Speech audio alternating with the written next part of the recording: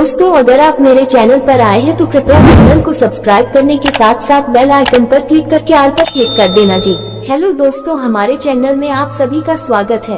आज हम गीता अध्याय 1 के बारे में सुनेंगे। तो आइए दोस्तों सुनते हैं। कुरुक्षेत्र के युद्धस्थल में सैन्य निरीक्षण। धृतराष्ट्र बोले, हे संजय, धर्मभूमि कुरुक्षेत्र में एकत्रित युद्ध की इच्छा वाले मेरे और पांडु के पुत्रों ने क्या किया।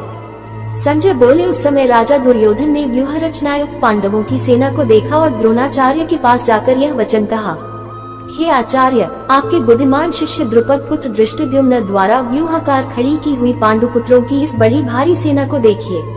इस सेना में बड़े बड़े धनुषों वाले तथा युद्ध में भीम और अर्जुन के समान शूरवीर सात्यकी और विराट तथा महारथी राजा द्रुपद, धृष्टकेतु और चेकितान तथा बलवान काशीराज पुरुजित, कुंतीभोज और मनुष्यों में श्रेष्ठ शाव्यक, पराक्रमी युद्धामन्यु तथा बलवान उत्तमौजा, सुभद्रा पुत्र अभिमन्यु एवं द्रौपदी के 5 पुत्र, ये सभी महारथी हैं।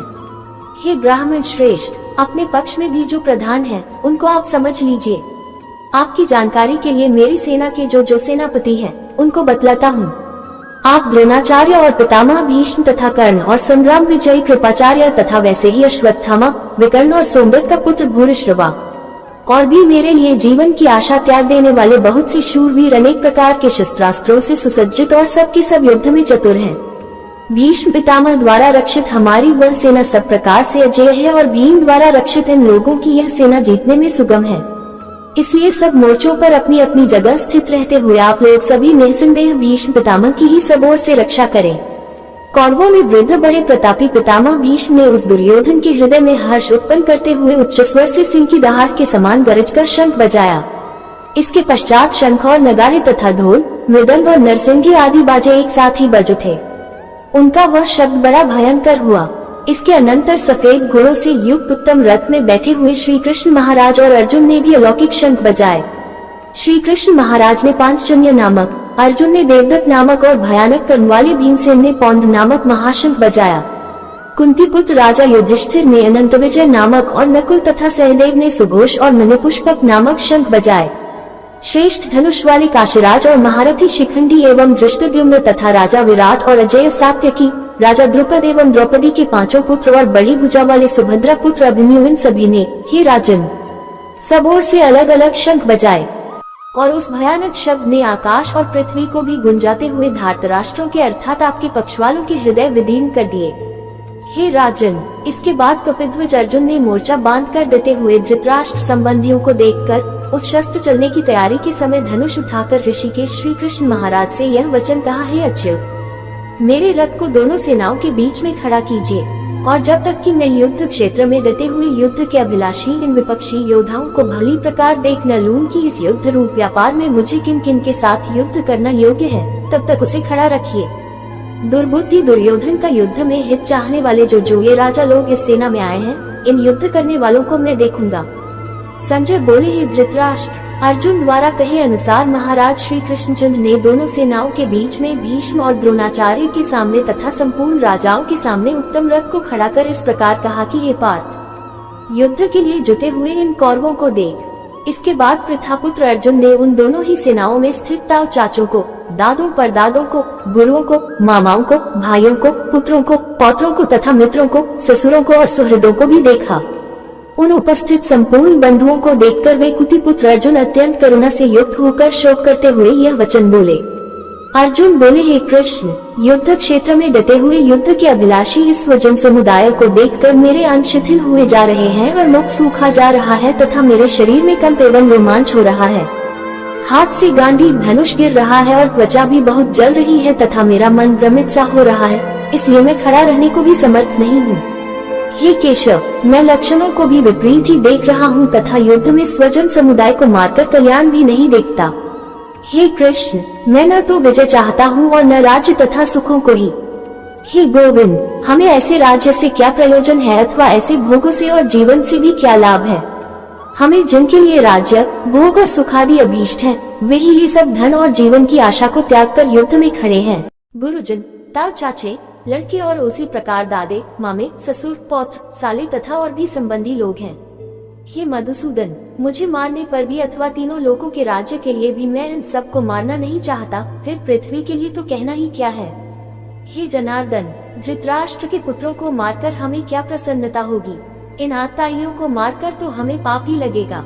अतएव हे माधव, अपने ही बांधव धृतराष्ट्र के पुत्रों को मारने के लिए हम योग्य नहीं है, क्योंकि अपने ही कुटुंब को मारकर हम कैसे सुखी होंगे? यद्यपि लोक से भ्रष्टचित हुए ये लोग कुल के नाश से उत्पन्न दोष को और मित्रों से विरोध करने में पाप को नहीं देखते, तो भी हे जनार्दन, कुल के नाश से उत्पन्न दोष को जानने वाले हम लोगों को इस पाप से हटने के लिए क्यों नहीं विचार करना चाहिए? कुल के नाश से सनातन कुल धर्म नष्ट हो जाते हैं तथा धर्म का नाश हो जाने पर संपूर्ण कुल में पाप भी बहुत फैल जाता है। हे कृष्ण, पाप के अधिक बढ़ जाने से कुल की स्त्रियां अत्यंत दूषित हो जाती हैं, और हे वार्ष्ण्य, स्त्रियों के दूषित हो जाने पर वर्ण संकर उत्पन्न होता है। वर्ण संकर कुलघातियों को और कुल को नरक में ले जाने के लिए ही होता है। लुप्त हुई पिंड और जल की क्रिया वाले अर्थात श्राद्ध और तर्पण से वंचित इनके पितर लोग भी अधोगति को प्राप्त होते हैं। इन वर्ण संकर कारक दोषों से कुलघातियों के सनातन कुल धर्म और जाति धर्म नष्ट हो जाते हैं। हे जनार्दन, जिनका कुल धर्म नष्ट हो गया है, ऐसे मनुष्यों का अनिश्चित काल तक नरक में वास होता है, ऐसा हम सुनते आए हैं। हाँ शोक, हम लोग बुद्धिमान होकर भी महान पाप करने को तैयार हो गए हैं, जो राज्य और सुख के लोभ से स्वजनों को मारने के लिए उद्यत हो गए हैं। यदि मुझ शस्त्ररहित एवं सामना न करने वाले को शस्त्र हाथ में लिए हुए धृतराष्ट्र के पुत्र रण में मार डाले तो वह मारना भी मेरे लिए अधिक कल्याणकारक होगा। संजय बोले, रणभूमि में शोक से उद्विग्न मन वाले अर्जुन इस प्रकार कहकर बाण सहित धनुष को त्याग कर रथ के पिछले भाग में बैठ गए। आइए दोस्तों, अब सुनते हैं। संजय बोले, उस प्रकार करुणा से व्याप्त और आंसुओं से पूर्ण तथा व्याकुल नेत्रों वाले शोक युक्त उस अर्जुन के प्रति भगवान मधुसूदन ने यह वचन कहा। श्री भगवान बोले, हे अर्जुन, तुझे इस समय में यह मोह किस हेतु से प्राप्त हुआ? क्योंकि न तो ये श्रेष्ठ पुरुषों द्वारा आचरित है, न स्वर्ग को देने वाला है और न कीर्ति को करने वाला ही है। इसलिए हे अर्जुन, नपुंसकता को मत प्राप्त हो, तुझमें यह उचित नहीं जान पड़ती। हे परंतप, हृदय की तुच्छ दुर्बलता को त्याग कर युद्ध के लिए खड़ा हो जा। अर्जुन बोले, हे मधुसूदन, मैं रणभूमि में किस प्रकार बाणों से भीष्म पितामह और द्रोणाचार्य के विरुद्ध लड़ूंगा? क्योंकि हे अरिसुदन, वे दोनों ही पूजनीय हैं। इसलिए इन महानुभाव गुरुजनों को न मारकर मैं इस लोक में भिक्षा का अन्न भी खाना कल्याणकारक समझता हूँ, क्योंकि गुरुजनों को मारकर भी इस लोक में रुधिर से सने हुए अर्थ और कामरूप भोगों को ही तो भोगूंगा। हम ये भी नहीं जानते कि हमारे लिए युद्ध करना और न करना इन दोनों में से कौन सा श्रेष्ठ है, अथवा ये भी नहीं जानते कि उन्हें हम जीतेंगे या हमको भी जीतेंगे। और जिनको मारकर हम जीना भी नहीं चाहते, वे ही हमारे आत्मीय धृतराष्ट्र के पुत्र हमारे मुकाबले में खड़े हैं। इसलिए कायरता रूप दोष से उपहत हुए स्वभाव वाला तथा धर्म के विषय में मोहित चित हुआ मैं आपसे पूछता हूँ कि जो साधन निश्चित कल्याणकारक हो वह मेरे लिए कहिए, क्योंकि मैं आपका शिष्य हूँ। इसलिए आपके शरण हुए मुझको शिक्षा दीजिए। क्योंकि भूमि में निष्कंटक धन धान्य संपन्न राज्य को और देवताओं के स्वामित्व को प्राप्त होकर भी मैं उस उपाय को नहीं देखता हूँ जो मेरी इंद्रियों के सुखाने वाले शोक को दूर कर सके।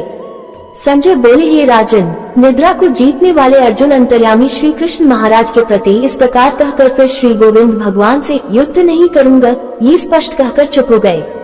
हे भरतवंशी धृतराष्ट्र, अंतर्यामी श्री कृष्ण महाराज दोनों सेनाओं के बीच में शोक करते हुए उस अर्जुन को हंसते हुए से यह वचन बोले। श्री भगवान बोले, हे अर्जुन, तू न शोक करने योग्य मनुष्यों के लिए शोक करता है और पंडितों के से वचनों को कहता है, परंतु जिनके प्राण चले गए हैं उनके लिए और जिनके प्राण नहीं गए हैं उनके लिए भी पंडितजन शोक नहीं करते। न तो ऐसा ही है कि मैं किसी काल में नहीं था, तू नहीं था, अथवा ये राजा लोग नहीं थे, और न ऐसा ही है कि इससे आगे हम सब नहीं रहेंगे। जैसे जीवात्मा की इस देह में बालकपन, जवानी और वृद्धावस्था होती है, वैसे ही अन्य शरीर की प्राप्ति होती है, उस विषय में धीर पुरुष मोहित नहीं होता। हे कुंती पुत्र, सर्दी गर्मी और सुख दुख को देने वाले इंद्रियों और विषयों के संयोग तो उत्पत्ति विनाशशील और अनित्य हैं। इसलिए हे भारत, उनको तू सहन कर, क्योंकि हे पुरुष श्रेष्ठ, दुख सुख को समान समझने वाले जिस धीर पुरुष को ये इंद्रियों और विषयों के संयोग व्याकुल नहीं करते वह मोक्ष के योग्य होता है। असत वस्तु की तो सत्ता नहीं है और सत का अभाव नहीं है।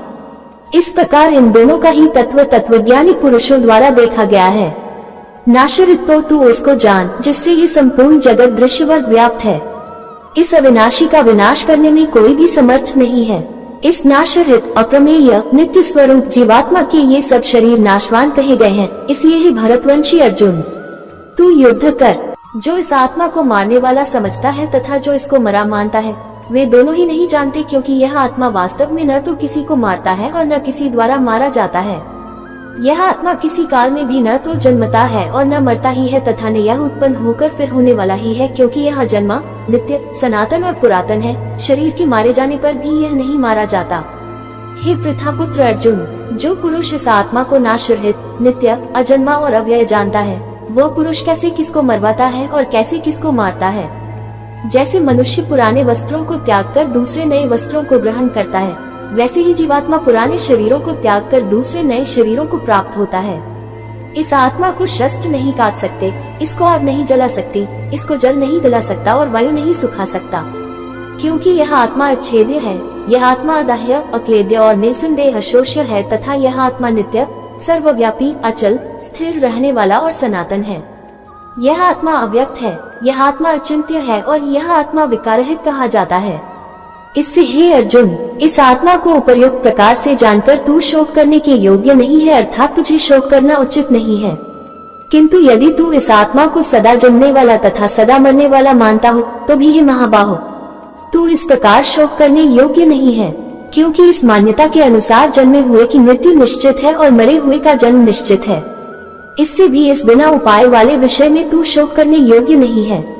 हे अर्जुन, संपूर्ण प्राणी जन्म से पहले अप्रकट थे और मरने के बाद भी अप्रकट हो जाने वाले हैं, केवल बीच में ही प्रकट है। फिर ऐसी स्थिति में क्या शोक करना है। कोई एक महापुरुष ही इस आत्मा को आश्चर्य की भांति देखता है और वैसे ही दूसरा कोई महापुरुष ही इसके तत्व का आश्चर्य की भांति वर्णन करता है, तथा दूसरा कोई अधिकारी पुरुष ही इसे आश्चर्य की भांति सुनता है और कोई तो सुनकर भी इसको नहीं जानता। हे अर्जुन, यह आत्मा सबके शरीर में सदा ही अवध्यक्त, जिसका वध नहीं किया जा सके है। इस कारण संपूर्ण प्राणियों के लिए तू शोक करने योग्य नहीं है, तथा अपने धर्म को देखकर भी तू भय करने योग्य नहीं है, अर्थात तुझे भय नहीं करना चाहिए, क्योंकि क्षत्रिय के लिए धर्मयुक्त युद्ध से बढ़कर दूसरा कोई कल्याणकारी कर्तव्य नहीं है। हे पार्थ, अपने आप प्राप्त हुए और खुले हुए स्वर्ग के द्वार रूप इस प्रकार के युद्ध को भाग्यवान क्षत्रिय लोग ही पाते हैं। किंतु यदि तू इस धर्मयुक्त युद्ध को नहीं करेगा तो स्वधर्म और कीर्ति को खोकर पाप को प्राप्त होगा, तथा सब लोग तेरी बहुत काल तक रहने वाली अपकीर्ति का भी कथन करेंगे, और माननीय पुरुष के लिए अपकीर्ति मरण से भी बढ़कर है। और जिनकी दृष्टि में तू पहले बहुत सम्मानित होकर अब लघुता को प्राप्त होगा, वे महारथी लोग तुझे भय के कारण युद्ध से हटा हुआ मानेंगे। तेरे वैरी लोग तेरे सामर्थ्य की निंदा करते हुए तुझे बहुत से न कहने योग्य वचन भी कहेंगे। उससे अधिक दुख और क्या होगा। या तो तू युद्ध में मारा जाकर स्वर्ग को प्राप्त होगा, अथवा संग्राम में जीतकर पृथ्वी का राज्य भोगेगा। इस कारण हे अर्जुन, तू युद्ध के लिए निश्चय करके खड़ा हो जा। जय पराजय, लाभ हानि और सुख दुख को समान समझकर उसके बाद युद्ध के लिए तैयार हो जा। इस प्रकार युद्ध करने से तू पाप को नहीं प्राप्त होगा। हे पार्थ, ये बुद्धि तेरे लिए ज्ञान योग के विषय में कही गई, और अब तू इसको कर्मयोग के अध्याय 3 श्लोक 3 की टिप्पणी में इसका विस्तार देखे। विषय में सुन, जिस बुद्धि से युक्त हुआ तू कर्मों के बंधन को भली भांति त्याग देगा, अर्थात सर्वथा नष्ट कर डालेगा। इस कर्मयोग में आरंभ का अर्थात बीज का नाश नहीं है और उल्टा फल रूप दोष भी नहीं है, बल्कि इस कर्मयोग रूप धर्म का थोड़ा सा भी साधन जन्म मृत्यु रूप महान भय से रक्षा कर लेता है। हे अर्जुन, इस कर्मयोग में निश्चयात्मिका बुद्धि एक ही होती है, किंतु अस्थिर विचार वाले विवेकहीन सकौम मनुष्यों की बुद्धियां निश्चय ही बहुत भेदों वाली और अनंत होती हैं। हे अर्जुन, जो भोगों में तन्मय हो रहे हैं, जो कर्मफल के प्रशंसक वेद वाक्यों में ही प्रीति रखते हैं, जिनकी बुद्धि में स्वर्ग ही परम प्राप्य वस्तु है और जो स्वर्ग से बढ़कर दूसरी कोई वस्तु भी नहीं है, ऐसा कहने वाले हैं, वे अविवेकी जन इस प्रकार की जिस पुष्पित अर्थात दिखाओ शोभा युक्त वाणी को कहा करते हैं, जो कि जन्म रूप कर्म फल देने वाली एवं भोग तथा ऐश्वर्य की प्राप्ति के लिए नाना प्रकार की बहुत सी क्रियाओं का वर्णन करने वाली है। उस वाणी द्वारा जिनका चित्त हर लिया गया है, जो भोग और ऐश्वर्य में अत्यंत आसक्त हैं, उन पुरुषों की परमात्मा में निश्चयात्मिका बुद्धि नहीं होती। हे अर्जुन, वेद उपर्युक्त प्रकार से तीनों गुणों के कार्य रूप समस्त भोगों एवं उनके साधनों का प्रतिपादन करने वाले हैं, इसलिए तू उन भोगों एवं उनके साधनों में आसक्तिहीन, हर्ष शोकादि द्वंद्वों से रहित नित्य वस्तु परमात्मा में स्थित योग अप्राप्त की प्राप्ति का नाम योग है। क्षेम प्राप्त वस्तु की रक्षा का नाम क्षेम है। को न चाहने वाला और स्वाधीन अंतःकरण वाला हो, सब ओर से परिपूर्ण जलाशय के प्राप्त हो जाने पर छोटे जलाशय में मनुष्य का जितना प्रयोजन रहता है, ब्रह्म को तत्व से जानने वाले ब्राह्मण का समस्त वेदों में उतना ही प्रयोजन रह जाता है। तेरा कर्म करने में ही अधिकार है, उसके फलों में कभी नहीं। इसलिए तू कर्मों के फल हेतु मत हो तथा तेरी कर्म न करने में भी आसक्ति न हो। हे धनंजय, तू आसक्ति को त्याग कर तथा सिद्धि और असिद्धि में समान बुद्धि वाला होकर योग में स्थित हुआ कर्तव्य कर्मों को कर। समत्व जो कुछ भी कर्म किया जाए उसके पूर्ण होने और न होने में तथा उसके फल में संभाव रहने का नाम समत्व है, ही योग कहलाता है। इस समत्व रूप बुद्धि योग से सकौम कर्म अत्यंत ही निम्न श्रेणी का है। इसलिए हे धनंजय, तू संबुद्धि में ही रक्षा का उपाय ढूंढ अर्थात बुद्धि योग का ही आश्रय ग्रहण कर, क्योंकि फल के हेतु बनने वाले अत्यंत दीन है। संबुद्धि युक्त पुरुष पुण्य और पाप दोनों को इसी लोक में त्याग देता है अर्थात उनसे मुक्त हो जाता है। इससे तू समत्व रूप योग में लग जा। ये समत्व रूप योग ही कर्मों में कुशलता है अर्थात कर्म बंध से छूटने का उपाय है, क्योंकि संबुद्धि से युक्त ज्ञानी जन कर्मों से उत्पन्न होने वाले फल को त्याग कर जन्म रूप बंधन से मुक्त हो निर्विकार परम पद को प्राप्त हो जाते हैं। जिस काल में तेरी बुद्धि मोहरूपी दलदल को भली भांति पार कर जाएगी, उस समय तू सुने हुए और सुनने में आने वाले इस लोक और परलोक संबंधी सभी भोगों से वैराग्य को प्राप्त हो जाएगा। भांति भांति के वचनों को सुनने से विचलित हुई तेरी बुद्धि जब परमात्मा में अचल और स्थिर ठहर जाएगी, तब तू योग को प्राप्त हो जाएगा अर्थात तेरा परमात्मा से नित्य संयोग हो जाएगा। अर्जुन बोले, हे केशव, समाधि में स्थित परमात्मा को प्राप्त हुए स्थिर बुद्धि पुरुष का क्या लक्षण है? वह स्थिर बुद्धि पुरुष कैसे बोलता है, कैसे बैठता है और कैसे चलता है? श्री भगवान बोले, हे अर्जुन, जिस काल में ये पुरुष मन में स्थित संपूर्ण कामनाओं को भली भांति त्याग देता है और आत्मा से आत्मा में ही संतुष्ट रहता है, उस काल में वह स्थित प्रज्ञ कहा जाता है। दुखों की प्राप्ति होने पर जिसके मन में उद्वेग नहीं होता, सुखों की प्राप्ति में सर्वथा निष्प्रह है तथा जिसके राग, भय और क्रोध नष्ट हो गए हैं, ऐसा मुनि स्थिर बुद्धि कहा जाता है। जो पुरुष सर्वत्र स्नेहरहित हुआ उस शुभ या अशुभ वस्तु को प्राप्त होकर न प्रसन्न होता है और न द्वेष करता है, उसकी बुद्धि स्थिर है। और कछुआ सब ओर से अपने अंगों को जैसे समेट लेता है, वैसे ही जब ये पुरुष इंद्रियों के विषयों से इंद्रियों को सब प्रकार से हटा लेता है, तब उसकी बुद्धि स्थिर है, ऐसा समझना चाहिए। इंद्रियों द्वारा विषयों को ग्रहण न करने वाले पुरुष के भी केवल विषय तो निवृत्त हो जाते हैं, परंतु उनमें रहने वाली आसक्ति निवृत्त नहीं होती। इस स्थित प्रज्ञ पुरुष की तो आसक्ति भी परमात्मा का साक्षात्कार करके निवृत्त हो जाती है। हे अर्जुन, आसक्ति का नाश न होने के कारण ये प्रमथन स्वभाव वाली इंद्रियां यत्न करते हुए बुद्धिमान पुरुष के मन को भी बलात् हर लेती हैं। इसलिए साधक को चाहिए कि वह उन संपूर्ण इंद्रियों को वश में करके समाहित चित हुआ मेरे परायण होकर ध्यान में बैठे, क्योंकि जिस पुरुष की इंद्रियां वश में होती है, उसी की बुद्धि स्थिर हो जाती है। विषयों का चिंतन करने वाले पुरुष की उन विषयों में आसक्ति हो जाती है, आसक्ति से उन विषयों की कामना उत्पन्न होती है और कामना में विघ्न पड़ने से क्रोध उत्पन्न होता है। क्रोध से अत्यंत मूढ़ भाव उत्पन्न हो जाता है, मूढ़ भाव से स्मृति में भ्रम हो जाता है, स्मृति में भ्रम हो जाने से बुद्धि अर्थात ज्ञान शक्ति का नाश हो जाता है और बुद्धि का नाश हो जाने से यह पुरुष अपनी स्थिति से गिर जाता है। परंतु अपने अधीन किए हुए अंतःकरण वाला साधक अपने वश में की हुई राग द्वेष रहित इंद्रियों द्वारा विषयों में विचरण करता हुआ अंतःकरण की प्रसन्नता को प्राप्त होता है। अंतःकरण की प्रसन्नता होने पर इसके संपूर्ण दुखों का अभाव हो जाता है और उस प्रसन्नचित वाले कर्मयोगी की बुद्धि शीघ्र ही सब ओर से हटकर एक परमात्मा में ही भली भांति स्थिर हो जाती है। न जीते हुए मन और इंद्रियों वाले पुरुष में निश्चयात्मिका बुद्धि नहीं होती और उसे युक्त मनुष्य के अंतःकरण में भावना भी नहीं होती तथा भावनाहीन मनुष्य को शांति नहीं मिलती और शांति रहित मनुष्य को सुख कैसे मिल सकता है? क्योंकि जैसे जल में चलने वाली नाव को वायु हर लेती है, वैसे ही विषयों में विचरती हुई इंद्रियों में से मन जिस इंद्रिय के साथ रहता है, वही की इंद्रिय संयुक्त पुरुष की बुद्धि को हर लेती है। इसलिए हे महाबाहो, जिस पुरुष की इंद्रियां इंद्रियों के विषयों में सब प्रकार निग्रह की हुई है, उसी की बुद्धि स्थिर है। संपूर्ण प्राणियों के लिए जो रात्रि के समान है, उस नित्य ज्ञान स्वरूप परमानंद की प्राप्ति में स्थित प्रज्ञ योगी जागता है और जिस नाशवान सांसारिक सुख की प्राप्ति में सब प्राणी जागते हैं, परमात्मा के तत्व को जानने वाले मुनि के लिए वह रात्रि के समान है।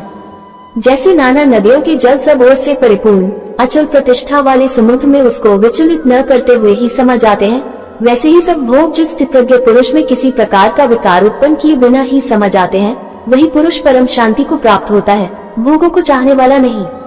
जो पुरुष संपूर्ण कामनाओं को त्याग कर ममता रहित, अहंकार रहित और स्पृहा रहित हुआ विचरता है, वही शांति को प्राप्त होता है अर्थात वह शांति को प्राप्त है।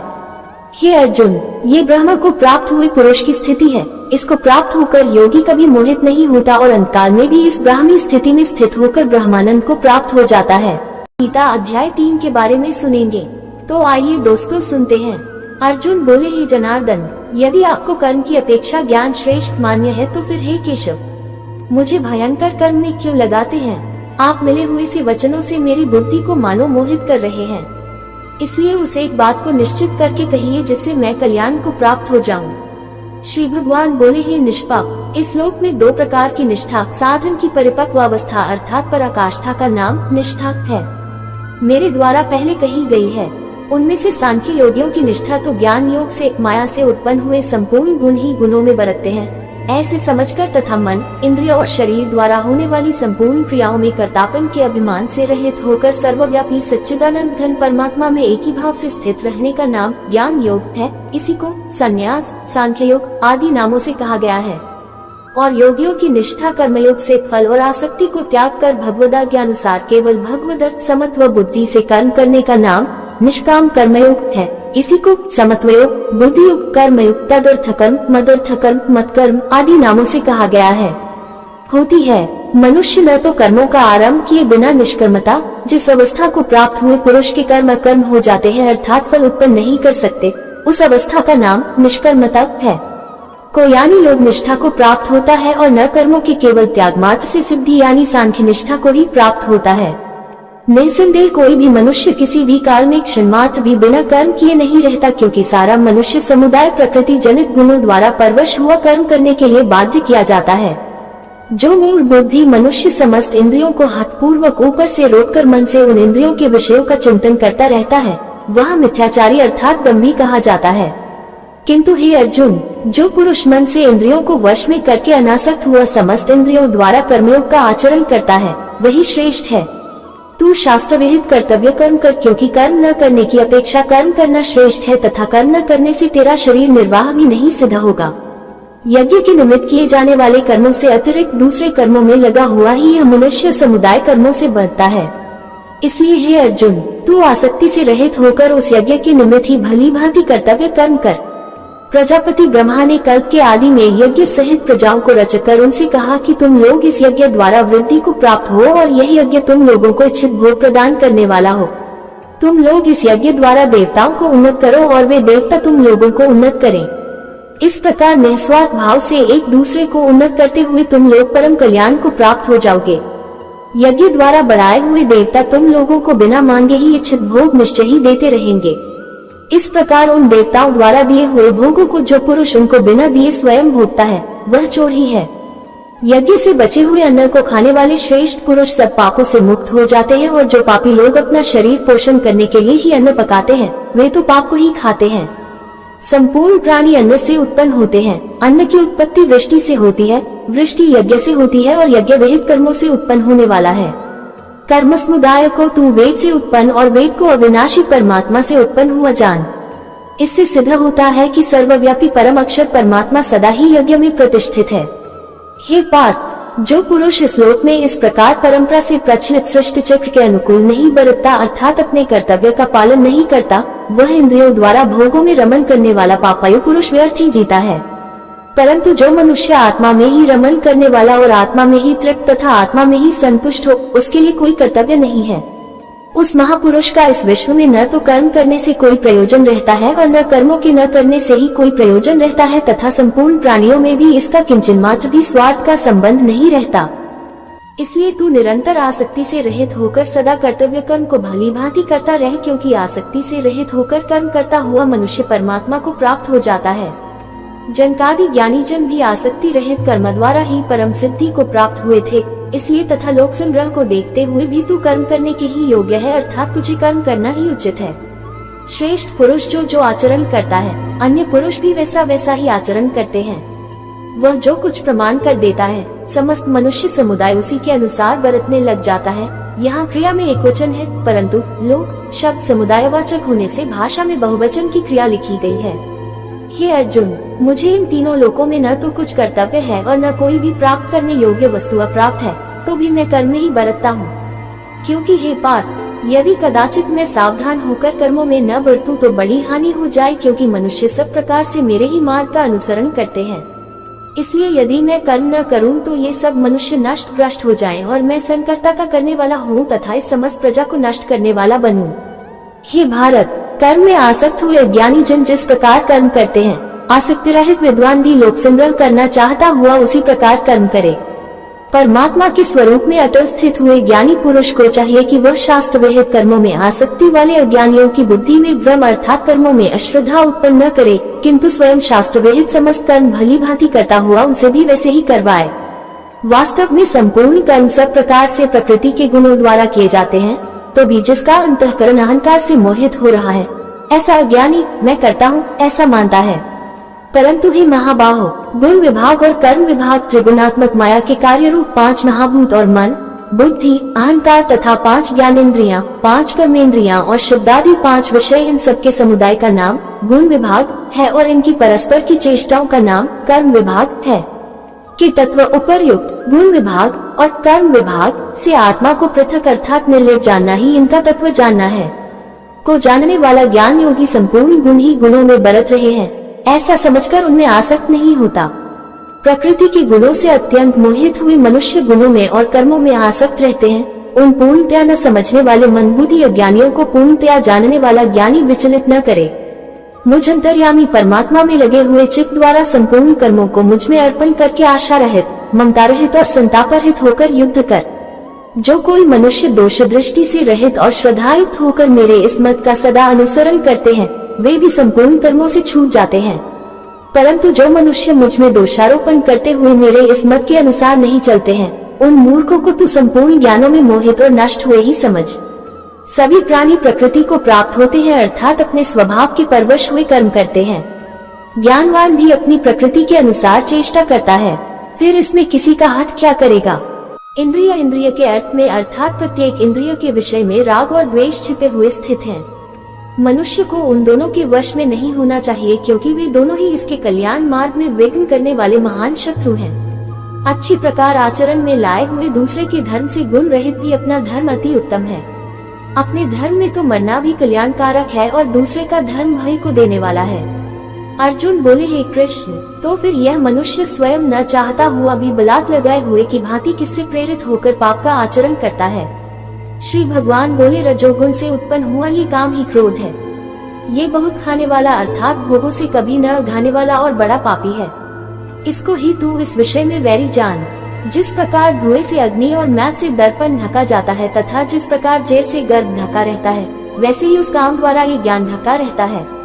और हे अर्जुन, इस अग्नि के समान कभी न पूर्ण होने वाले काम रूप ज्ञानियों के नित्य वैरी द्वारा मनुष्य का ज्ञान ढका हुआ है।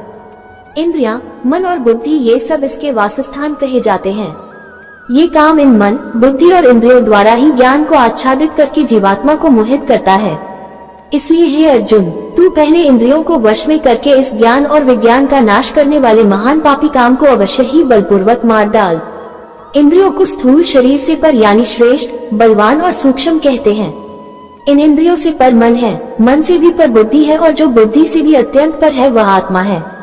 इस प्रकार बुद्धि से पर अर्थात सूक्ष्म, बलवान और अत्यंत श्रेष्ठ आत्मा को जानकर और बुद्धि द्वारा मन को वश में करके ही महाबाहो, तू इस कामरूप दुर्जय शत्रु को मार डाल।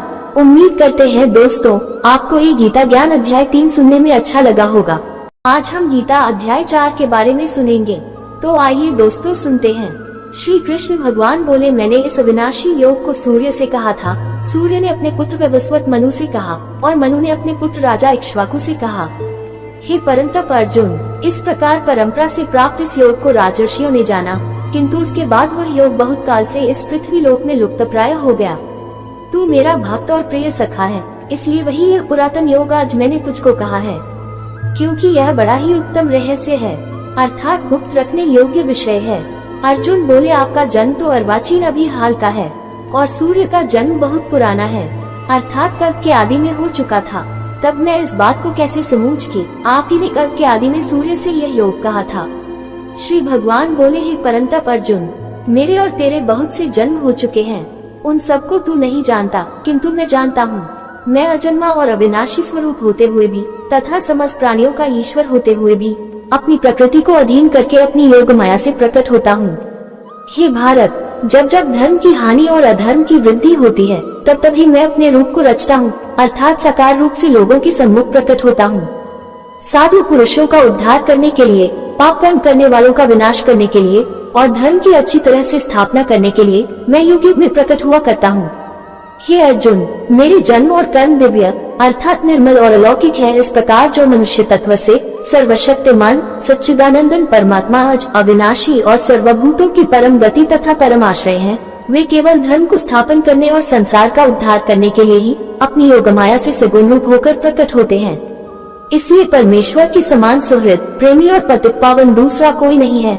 ऐसा समझकर जो पुरुष परमेश्वर का अनन्य प्रेम से निरंतर चिंतन करता हुआ आसक्ति रहित संसार में बरतता है, वही उनको तत्व से जानता है, जान लेता है। वह शरीर को त्याग कर फिर जन्म को प्राप्त नहीं होता, किंतु मुझे ही प्राप्त होता है।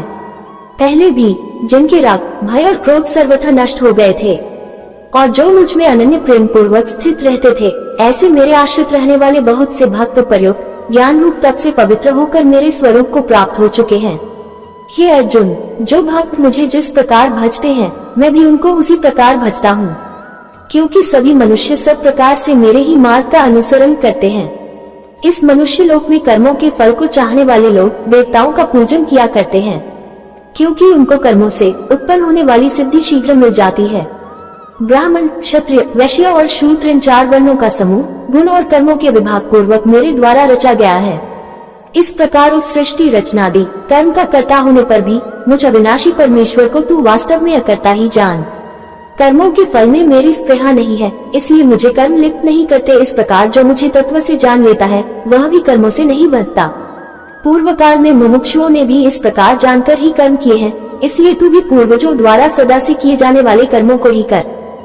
कर्म क्या है और अकर्म क्या है, इस प्रकार इसका निर्णय करने में बुद्धिमान पुरुष भी मोहित हो जाते हैं।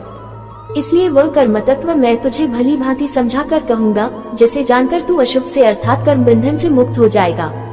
कर्म का स्वरूप भी जानना चाहिए और अकर्मण का स्वरूप भी जानना चाहिए तथा विकर्म का स्वरूप भी जानना चाहिए, क्योंकि कर्म की गति गहन है। जो मनुष्य कर्म में अकर्म देखता है और जो अकर्म में कर्म देखता है, वह मनुष्यों में बुद्धिमान है और वह योगी समस्त कर्मों को करने वाला है, जिसके संपूर्ण शास्त्र सम्मत कर्म बिना कामना और संकल्प के होते हैं तथा जिसके समस्त कर्म ज्ञान रूप अग्नि द्वारा भस्म हो गए हैं, उस महापुरुष को ज्ञानी जन भी पंडित कहते हैं। जो पुरुष समस्त कर्मों में और उनके फल में आसक्ति का सर्वथा त्याग करके संसार के आश्रय से रहित हो गया है और परमात्मा में नित्य तृप्त है, वह कर्मों में भली भांति बरतता हुआ भी वास्तव में कुछ भी नहीं करता।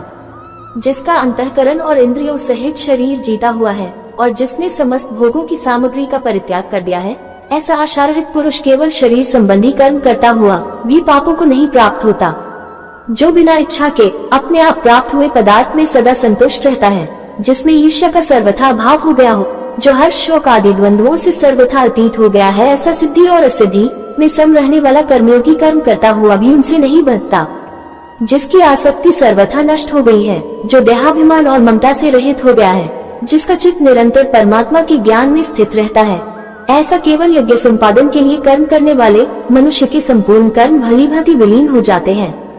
जिस यज्ञ में अर्पण अर्थात सुबह आदि भी ब्रह्म है और हवन किए जाने योग्य द्रव्य भी ब्रह्म है तथा ब्रह्मरूप कर्ता द्वारा ब्रह्मरूप अग्नि में आहुति देना रूप क्रिया भी ब्रह्म है, उस ब्रह्म कर्म में स्थित रहने वाले योगी द्वारा प्राप्त किए जाने योग्य फल भी ब्रह्म ही है।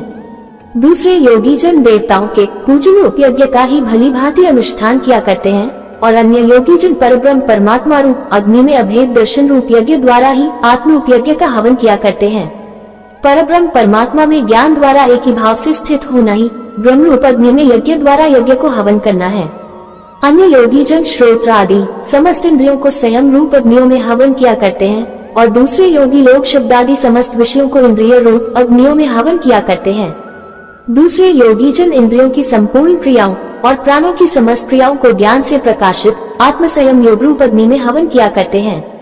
सच्चिदानंद घन परमात्मा के सिवाय अन्य किसी का भी न चिंतन करना ही उन सबका हवन करना है। कई पुरुष द्रव्य संबंधी यज्ञ करने वाले हैं, कितने ही तपस्या रूप यज्ञ करने वाले हैं तथा दूसरे कितने ही योग रूप यज्ञ करने वाले हैं, कितने ही अहिंसा भी तीक्ष्ण व्रतों से युक्त यत्नशील पुरुष स्वाध्याय रूप ज्ञान यज्ञ करने वाले हैं। दूसरे कितने ही योगी जन अपान वायु में प्राण वायु को हवन करते हैं, वैसे ही अन्य योगी जन प्राण वायु में अपान वायु को हवन करते हैं। तथा अन्य कितने ही नियमित आहार गीता अध्याय 6 श्लोक 17 में देखना चाहिए। करने वाले प्राणायाम परायण पुरुष प्राण और अपान की गति को रोककर प्राणों को प्राणों में ही हवन किया करते हैं। ये सभी साधक यज्ञों द्वारा पापों का नाश कर देने वाले और यज्ञों को जानने वाले हैं।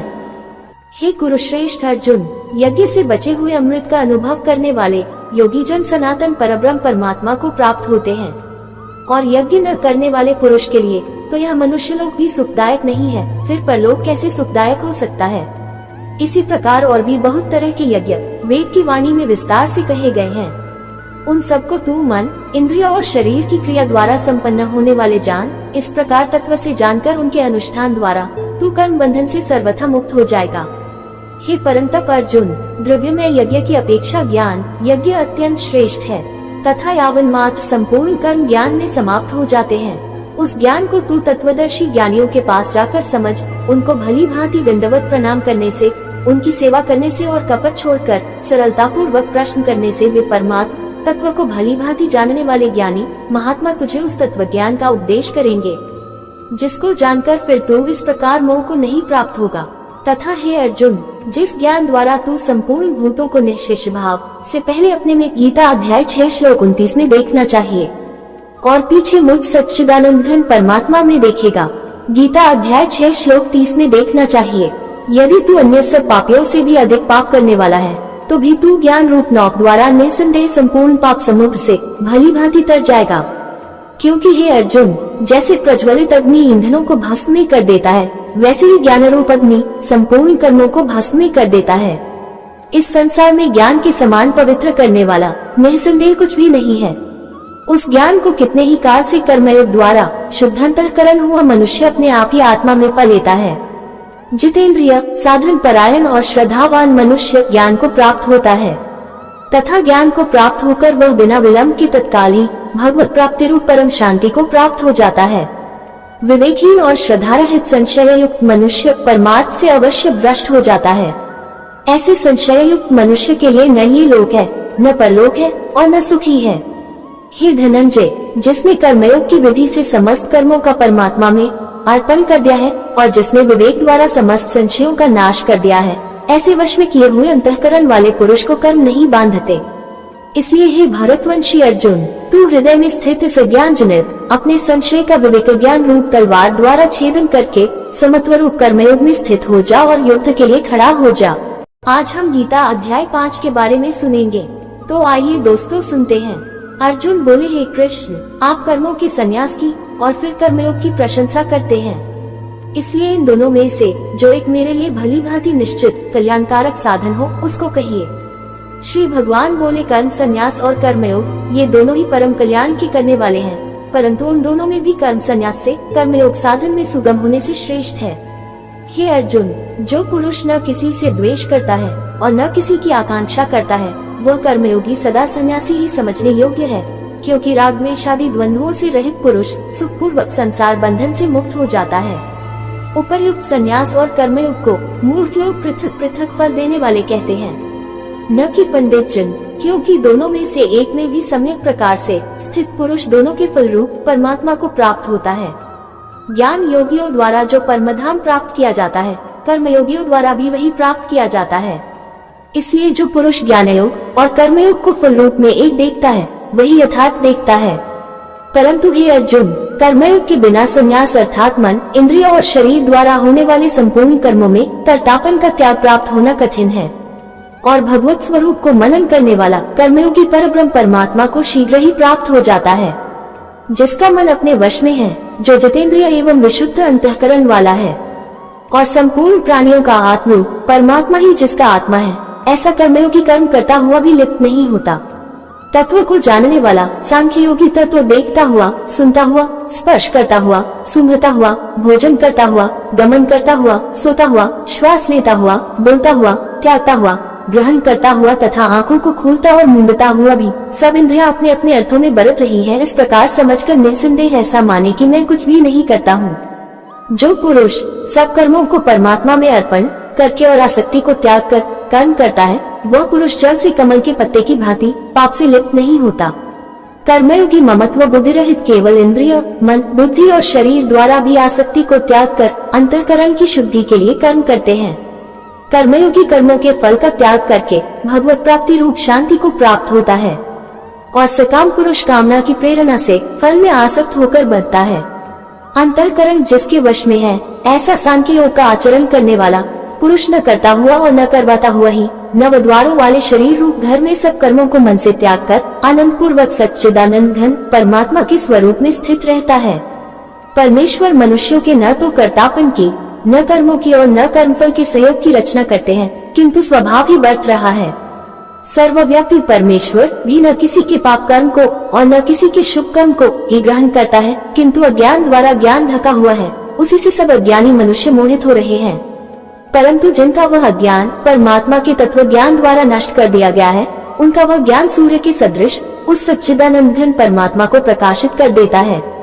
जिनका मन तद्रूप हो रहा है, जिनकी बुद्धि तद्रूप हो रही है और सच्चिदानंद घन परमात्मा में ही जिनकी निरंतर एक ही भाव से स्थिति है, ऐसे तत्परायण पुरुष ज्ञान द्वारा पापरहित होकर अपुनरावृत्ति को अर्थात परमगति को प्राप्त होते हैं। वे ज्ञानी जन विद्या और विनयुक्त ब्राह्मण में तथा गौ, हाथी, कुत्ते और चांडाल में भी समदर्शी इसका विस्तार गीता अध्याय 6 श्लोक 32 की टिप्पणी में देखना चाहिए ही होते हैं। का मन संभाव में स्थित है, उनके द्वारा इस जीवित अवस्था में ही संपूर्ण संसार जीत लिया गया है। क्योंकि सच्चिदानंद घन परमात्मा निर्दोष और सम है, इससे वे सच्चिदानंद घन परमात्मा में ही स्थित हैं। जो पुरुष प्रिय को प्राप्त होकर हर्षित नहीं हो और अप्रिय को प्राप्त होकर उद्विग्न न हो, वह स्थिर बुद्धि संशय रहित ब्रह्मवेत्ता पुरुष सच्चिदानंद घन परब्रह्म परमात्मा में एक ही भाव से नित्य स्थित है।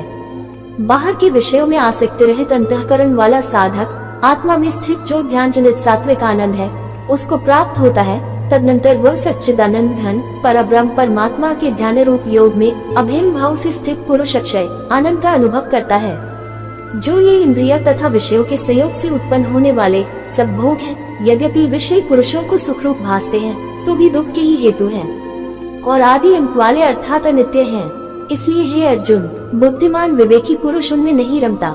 जो साधक इस मनुष्य शरीर में शरीर का नाश होने से पहले पहले ही काम क्रोध से उत्पन्न होने वाले वेग को सहन करने में समर्थ हो जाता है, वही पुरुष योगी है और वही सुखी है। जो पुरुष अंतरात्मा में ही सुख वाला है, आत्मा में ही रमन करने वाला है तथा जो आत्मा में ही ज्ञान वाला है, वह सच्चिदानंद घन परब्रह्म परमात्मा के साथ एक ही भाव को प्राप्त सांख्य योगी शांत ब्रह्म को प्राप्त होता है।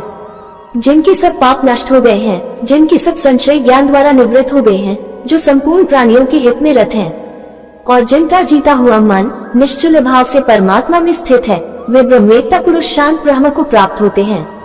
काम क्रोध से रहित जीते हुए चित्त वाले परब्रह्म परमात्मा का साक्षात्कार किए हुए ज्ञानी पुरुषों के लिए सब ओर से शांत परब्रह्म परमात्मा ही परिपूर्ण है।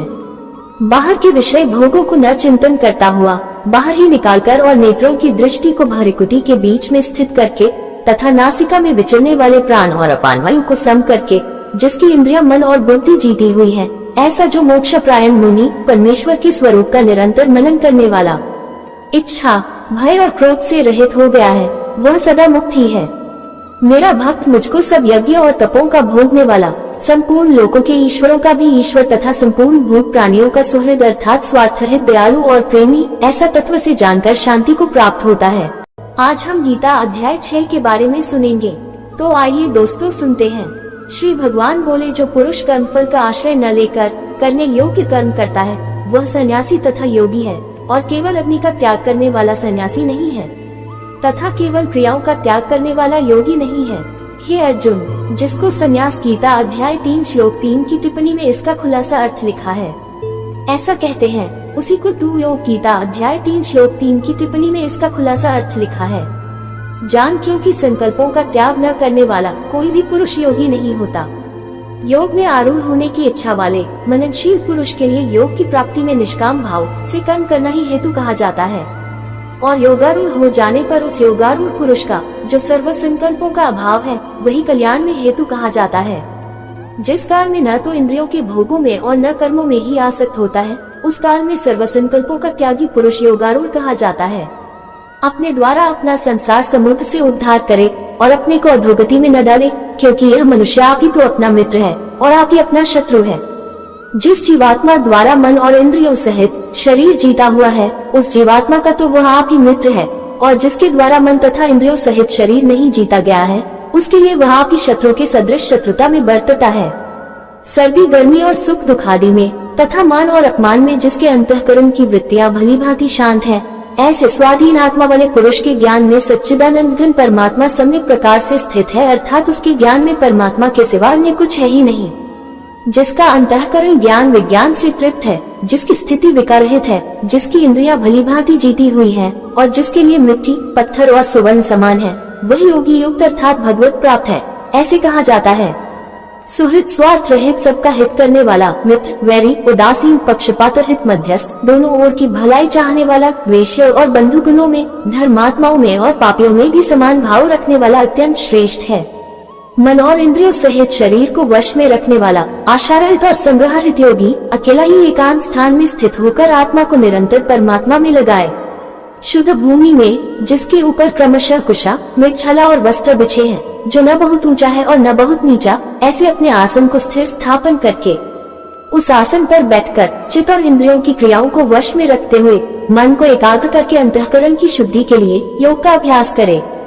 काया सिर और गले को समान एवं अचल धारण करके और स्थिर होकर अपनी नासिका के अग्रभाग पर दृष्टि जमाकर अन्य दिशाओं को न देखता हुआ ब्रह्मचारी के व्रत में स्थित भयरहित तथा भली भांति शांत अंतःकरण वाला सावधान योगी मन को रोककर मुझ में चित्त वाला और मेरे परायण होकर स्थित होए। वश में किए हुए मन वाला योगी इस प्रकार आत्मा को निरंतर मुझ परमेश्वर के स्वरूप में लगाता हुआ मुझ में रहने वाली परमानंद की पराकाष्ठा रूप शांति को प्राप्त होता है।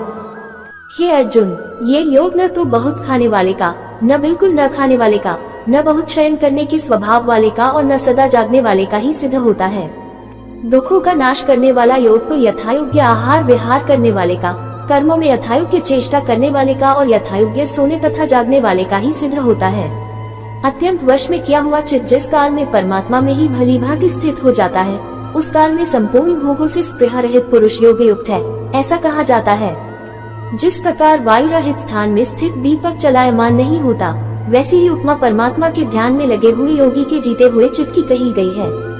योग के अभ्यास से निरुद्ध चित्त जिस अवस्था में उपराम हो जाता है और जिस अवस्था में परमात्मा के ध्यान से शुद्ध हुई सूक्ष्म बुद्धि द्वारा परमात्मा को साक्षात करता हुआ सच्चिदानंद घन परमात्मा में ही संतुष्ट रहता है, इंद्रियों से अतीत केवल शुद्ध हुई सूक्ष्म बुद्धि द्वारा ग्रहण करने योग्य जो अनंत आनंद है, उसको जिस अवस्था में अनुभव करता है और जिस अवस्था में स्थित ये योगी परमात्मा के स्वरूप से विचलित होता ही नहीं, परमात्मा की प्राप्ति रूप जिस लाभ को प्राप्त होकर उसे अधिक दूसरा कुछ भी लाभ नहीं मानता और परमात्मा प्राप्ति रूप जिस अवस्था में स्थित योगी बड़े भारी दुख से भी चलायमान नहीं होता, जो दुख रूप संसार के संयोग से रहित है तथा जिसका नाम योग है, उसको जानना चाहिए। वह योग न उकताए हुए अर्थात धैर्य और उत्साह युक्त चित्त से निश्चय पूर्वक करना कर्तव्य है। संकल्प से उत्पन्न होने वाली संपूर्ण कामनाओं को निश्चित रूप से त्याग कर और मन द्वारा इंद्रियों के समुदाय को सभी ओर से भली भांति रोककर क्रम क्रम से अभ्यास करता हुआ उपरति को प्राप्त हो तथा धैर्य युक्त बुद्धि द्वारा मन को परमात्मा में स्थित करके परमात्मा के सिवा और कुछ भी चिंतन न करे। ये स्थिर न रहने वाला और चंचल मन जिस जिस शब्दादि विषय के निमित्त से संसार में विचरता है, उस विषय से रोककर यानी हटाकर इसे बार बार परमात्मा में ही निरुद्ध करे। क्योंकि जिसका मन भली प्रकार शांत है, जो पाप से रहित है और जिसका रजोगुण शांत हो गया है, ऐसे ही सच्चिदानंद घन ब्रह्म के साथ एक ही भाव हुए योगी को उत्तमानंद प्राप्त होता है। वह पापरहित योगी इस प्रकार निरंतर आत्मा को परमात्मा में लगाता हुआ सुखपूर्वक परब्रह्म परमात्मा की प्राप्ति रूप अनंत आनंद का अनुभव करता है। सर्वव्यापी अनंत चेतन में एक ही भाव से स्थिति रूप योग से युक्त आत्मा वाला तथा सब में संभाव से देखने वाला योगी आत्मा को संपूर्ण भूतों में स्थित और संपूर्ण भूतों को आत्मा में कल्पित देखता है। जो पुरुष संपूर्ण भूतों में सबके आत्मरूप मुझ वासुदेव को ही व्यापक देखता है और संपूर्ण भूतों को मुझ वासुदेव के अंतर्गत गीता अध्याय 9 श्लोक 6 में देखना चाहिए, देखता है, उसके लिए मैं अदृश्य नहीं होता और वह मेरे लिए अदृश्य नहीं होता। जो पुरुष एक ही भाव में स्थित होकर संपूर्ण भूतों में आत्मरूप से स्थित मुझ सच्चिदानंद घन वासुदेव को भजता है, वही योगी सब प्रकार से बरतता हुआ भी मुझ में ही बरतता है। हे अर्जुन, जो योगी अपनी भांति जैसे मनुष्य अपने मस्तक, हाथ, पैर और गुदादि के साथ ब्राह्मण, क्षत्रिय, शूद्र और मलेच्छादिकों का सा बर्ताव करता हुआ भी उनमें आत्मभाव अर्थात अपनापन समान होने से सुख और दुख को समान ही देखता है, वैसे ही सब भूतों में देखना अपनी भांति सम देखना है। संपूर्ण भूतों में सम देखता है और सुख अथवा दुख को भी सब में सम देखता है, वही योगी परम श्रेष्ठ माना गया है। अर्जुन बोले, हे मधुसूदन, जो ये योग आपने संभाव से कहा है, मन के चंचल होने से मैं इसकी नित्य स्थिति को नहीं देखता हूँ। क्योंकि हे श्री कृष्ण, यह मन बड़ा चंचल प्रमथन स्वभाव वाला, बड़ा दृढ़ और बलवान है, इसलिए उसको वश में करना मैं वायु को रोकने की भांति अत्यंत दुष्कर मानता हूँ। श्री भगवान बोले, हे महाबाहो, निसंदेह मन चंचल और कठिनता से वश में होने वाला है, परंतु हे कुतिपुत्र अर्जुन, यह अभ्यास गीता अध्याय 12 श्लोक 9 की टिप्पणी में इसका विस्तार देखना चाहिए। और वैराग्य से वश में होता है, जिसका मन वश में किया हुआ नहीं है, ऐसे पुरुष द्वारा योग दुष्प्राप्य है, और वश में किए हुए मन वाले प्रयत्नशील पुरुष द्वारा साधन से उसका प्राप्त होना सहज है, यह मेरा मत है। अर्जुन बोले, हे श्री कृष्ण, जो योग में श्रद्धा रखने वाला है किंतु संयमी नहीं है, इस कारण जिसका मन अंतकाल में योग से विचलित हो गया है, ऐसा साधक योग की सिद्धि को अर्थात भगवत साक्षात्कार को न प्राप्त होकर किस गति को प्राप्त होता है। हे महाबाहो, क्या वह भगवत प्राप्ति के मार्ग में मोहित और आश्रय रहित पुरुष छिन्न भिन्न बादल की भांति दोनों ओर से भ्रष्ट होकर नष्ट तो नहीं हो जाता। हे श्री कृष्ण, मेरे इस संशय को संपूर्ण रूप से छेदन करने के लिए आप ही योग्य हैं, क्योंकि आपके सिवा दूसरा इस संशय का छेदन करने वाला मिलना संभव नहीं है। श्री भगवान बोले, हे पार्थ, उस पुरुष का न तो इस लोक में नाश होता है और न परलोक में ही, क्योंकि हे प्यारे, आत्मोद्धार के लिए अर्थात भगवत प्राप्ति के लिए कर्म करने वाला कोई भी मनुष्य दुर्गति को प्राप्त नहीं होता। योग भ्रष्ट पुरुष पुण्यवानों के लोकों को अर्थात स्वर्ग आदि उत्तम लोकों को प्राप्त होकर उनमें बहुत वर्षों तक निवास करके फिर शुद्ध आचरण वाले श्रीमान पुरुषों के घर में जन्म लेता है। अथवा वैराग्यवान पुरुष उन लोकों में न जाकर ज्ञानवान योगियों के ही कुल में जन्म लेता है, परंतु इस प्रकार का जो ये जन्म है सो संसार में निसंदेह अत्यंत दुर्लभ है। वहाँ उस पहले शरीर में संग्रह किए हुए बुद्धि संयोग को अर्थात संबुद्धि रूप योग के संस्कारों को अनायास ही प्राप्त हो जाता है, और हे कुरुनंदन, उसके प्रभाव से वह फिर परमात्मा की प्राप्ति रूप सिद्धि के लिए पहले से भी बढ़कर प्रयत्न करता है। वहाँ उस पहले शरीर में संग्रह किए हुए बुद्धि संयोग को अर्थात संबुद्धि रूप योग के संस्कारों को अनायास ही प्राप्त हो जाता है, और हे कुरुनंदन, उसके प्रभाव से वह फिर परमात्मा की प्राप्ति रूप सिद्धि के लिए पहले से भी बढ़कर प्रयत्न करता है। वो यहाँ वह शब्द से श्रीमानों के घर में जन्म लेने वाला योग भ्रष्ट पुरुष समझना चाहिए।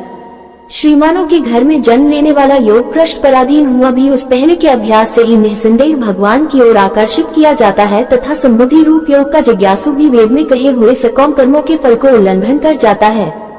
परंतु प्रयत्न पूर्वक अभ्यास करने वाला योगी तो पिछले अनेक जन्मों के संस्कार बल से इसी जन्म में संसिद्ध होकर संपूर्ण पापों से रहित हो फिर तत्काल ही परमगति को प्राप्त हो जाता है।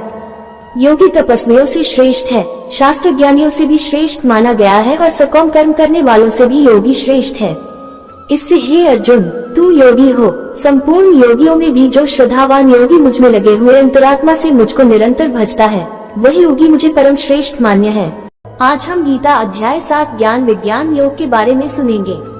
तो आइए दोस्तों सुनते हैं। श्री भगवान बोले, हे पार्थ, अनन्य प्रेम से मुझ में आसक्त चित्त तथा अनन्य भाव से मेरे परायण होकर योग में लगा हुआ तू, जिस प्रकार से संपूर्ण विभूति बल ऐश्वर्यादि गुणों से युक्त सबके आत्मरूप मुझको संशय रहित जानेगा, उसको सुन।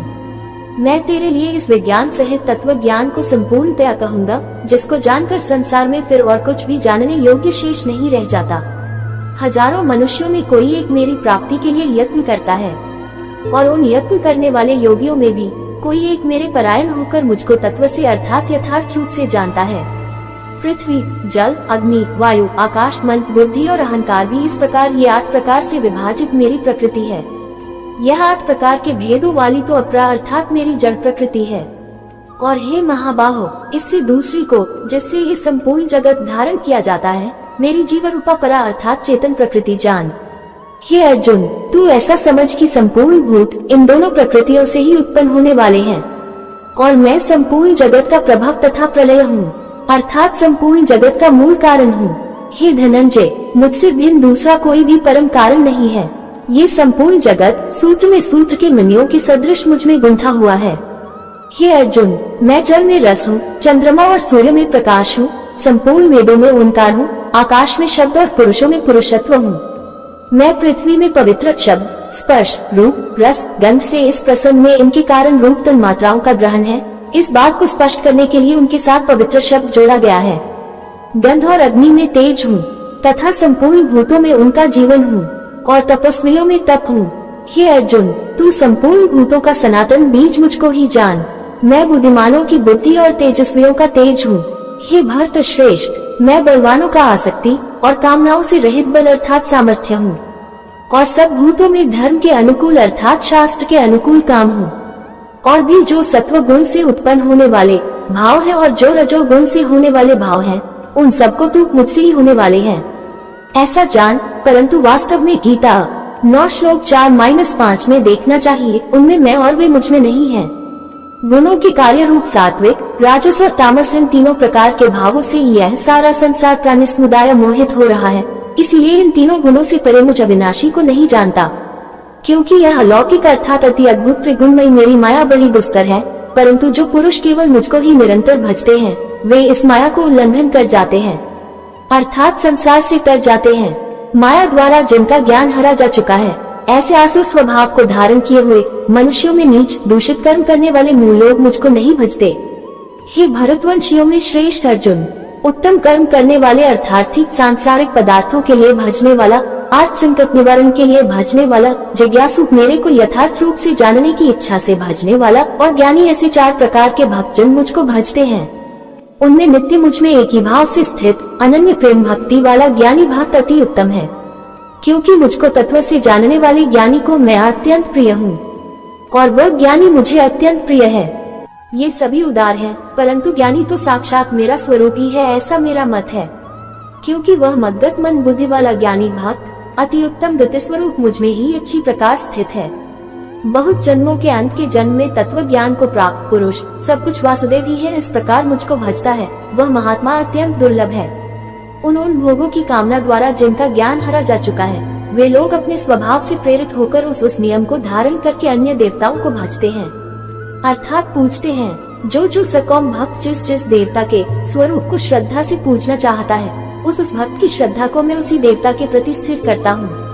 वह पुरुष उस श्रद्धा से युक्त होकर उस देवता का पूजन करता है और उस देवता से मेरे द्वारा ही विधान किए हुए उन इच्छित भोगों को निसंदेह प्राप्त करता है। परंतु उन अल्प बुद्धि वालों का वह फल नाशवान है, तथा वे देवताओं को पूजने वाले देवताओं को प्राप्त होते हैं, और मेरे भक्त चाहे जैसे ही भजे, अंत में वे मुझको ही प्राप्त होते हैं। बुद्धिहीन पुरुष मेरे अनुत्तम अविनाशी परम भाव को न जानते हुए मन इंद्रियों से परिमुख सच्चिदानंद घन परमात्मा को मनुष्य की भांति जन्मकर व्यक्ति भाव को प्राप्त हुआ मानते हैं।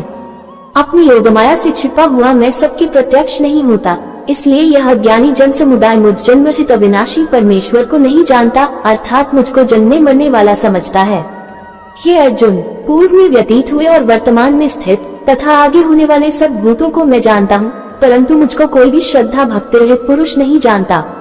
हे भरतवंशी अर्जुन, संसार में इच्छा और द्वेष से उत्पन्न सुख दुखादि द्वंद्व रूप मोह से संपूर्ण प्राणी अत्यंत अज्ञता को प्राप्त हो रहे हैं, परंतु निष्काम भाव से श्रेष्ठ कर्मों का आचरण करने वाले जिन पुरुषों का पाप नष्ट हो गया है, वे राग द्वेष जनित द्वंद्व रूप मोह से मुक्त दृढ़ निश्चयी भक्त मुझको सब प्रकार से भजते हैं। जो मेरे शरण होकर सरा और मरण से छूटने के लिए यत्न करते हैं, वे पुरुष उस ब्रह्म को, संपूर्ण अध्यात्म को, संपूर्ण कर्म को जानते हैं। जो पुरुष अधिभूत और अधिदैव सहित तथा अधिज्ञ सहित सबका आत्मरूप मुझे अंतकाल में भी जानते हैं, वे योग चित्त वाले पुरुष मुझे जानते हैं, अर्थात प्राप्त हो जाते हैं। आज हम गीता अध्याय 8 अक्षर ब्रह्म योग के बारे में सुनेंगे। तो आइए दोस्तों सुनते हैं। अर्जुन ने कहा, हे पुरुषोत्तम, वह ब्रह्म क्या है, अध्यात्म क्या है, कर्म क्या है, अधिभूत नाम से क्या कहा गया है और अधिदैव किसको कहते हैं? हे मधुसूदन, यहाँ अधिज्ञ कौन है और वह इस शरीर में कैसे है, तथा युक्त चित्त वाले पुरुषों द्वारा अंत समय में आप किस प्रकार जानने में आते हैं? श्री भगवान ने कहा, परम अक्षर ब्रह्म है, अपना स्वरूप अर्थात जीवात्मा अध्यात्म नाम से कहा जाता है, तथा भूतों के भावों को उत्पन्न करने वाला जो त्याग है वह कर्म नाम से कहा गया है। उत्पत्ति विनाश धर्म वाले सब पदार्थ अधिभूत है। हिरण्य में पुरुष, जिसको शास्त्रों में सूत्रात्मा, हिरण्यगर्भ, प्रजापति, ब्रह्मा इत्यादि नामों से कहा गया है, अधिदैव है। और हे देहधारियों में श्रेष्ठ अर्जुन, इस शरीर में मैं वासुदेव ही अंतर्यामी रूप से अधिज्ञ हूँ। जो पुरुष अंतकाल में भी मुझको ही स्मरण करता हुआ शरीर को त्याग कर जाता है, वह मेरे साक्षात स्वरूप को प्राप्त होता है, इसमें कुछ भी संशय नहीं है। हे कुंती पुत्र अर्जुन, यह मनुष्य अंतकाल में जिस भी भाव को स्मरण करता हुआ शरीर त्याग करता है, उसको ही प्राप्त होता है, क्योंकि वह सदा उसी भाव से भावित रहा है। इसलिए हे अर्जुन, तू सब समय में निरंतर मेरा स्मरण कर और युद्ध भी कर। इस प्रकार मुझ में अर्पण किए हुए मन बुद्धि से युक्त होकर तू निसंदेह मुझको ही प्राप्त होगा।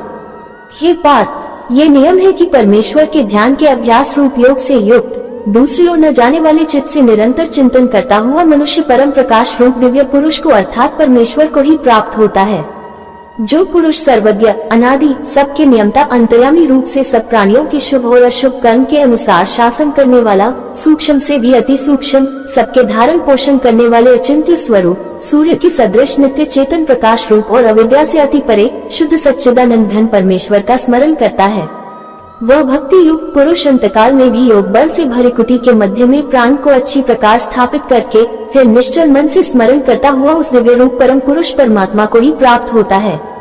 वेद के जानने वाले विद्वान जिस सच्चिदानंद घन रूप परम पद को अविनाश कहते हैं, आसक्ति रहित यत्नशील सन्यासी महात्मा जन जिसमें प्रवेश करते हैं और जिस परम पद को चाहने वाले ब्रह्मचारी लोग ब्रह्मचर्य का आचरण करते हैं, उस परम पद को मैं तेरे लिए संक्षेप में कहूँगा।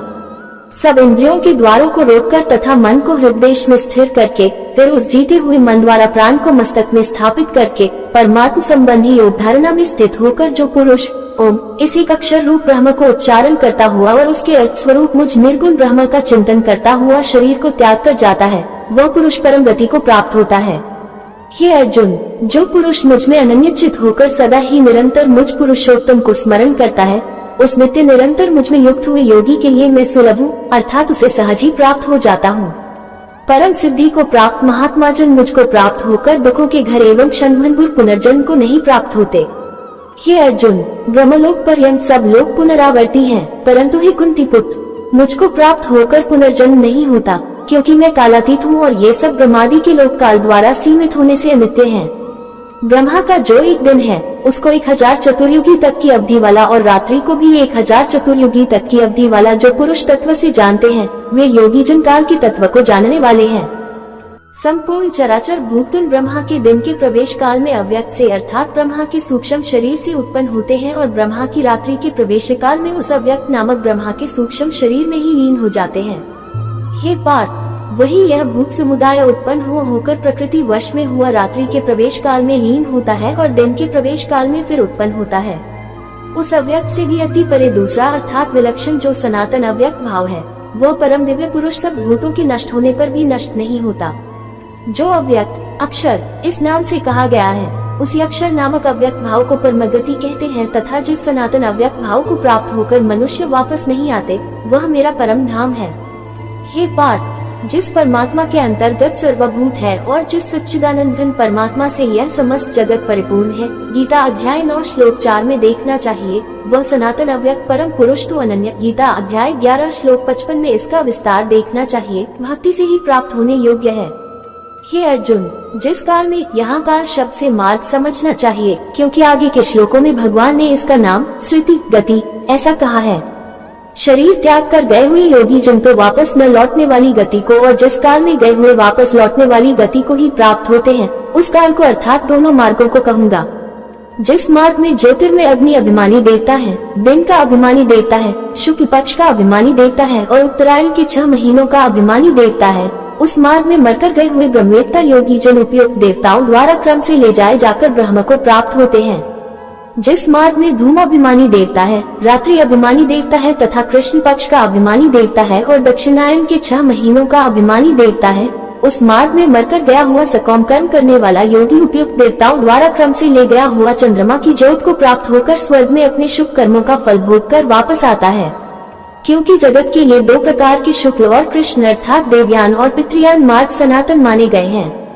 इनमें एक द्वारा गया हुआ अर्थात इसी अध्याय के श्लोक 24 के अनुसार अर्चमार्ग से गया हुआ योगी जिससे वापस नहीं लौटना पड़ता, उस परमगति को प्राप्त होता है और दूसरे के द्वारा गया हुआ अर्थात इसी अध्याय के श्लोक 25 के अनुसार धूम मार्ग से गया हुआ सकौम कर्मयोगी फिर वापस आता है अर्थात जन्म मृत्यु को प्राप्त होता है।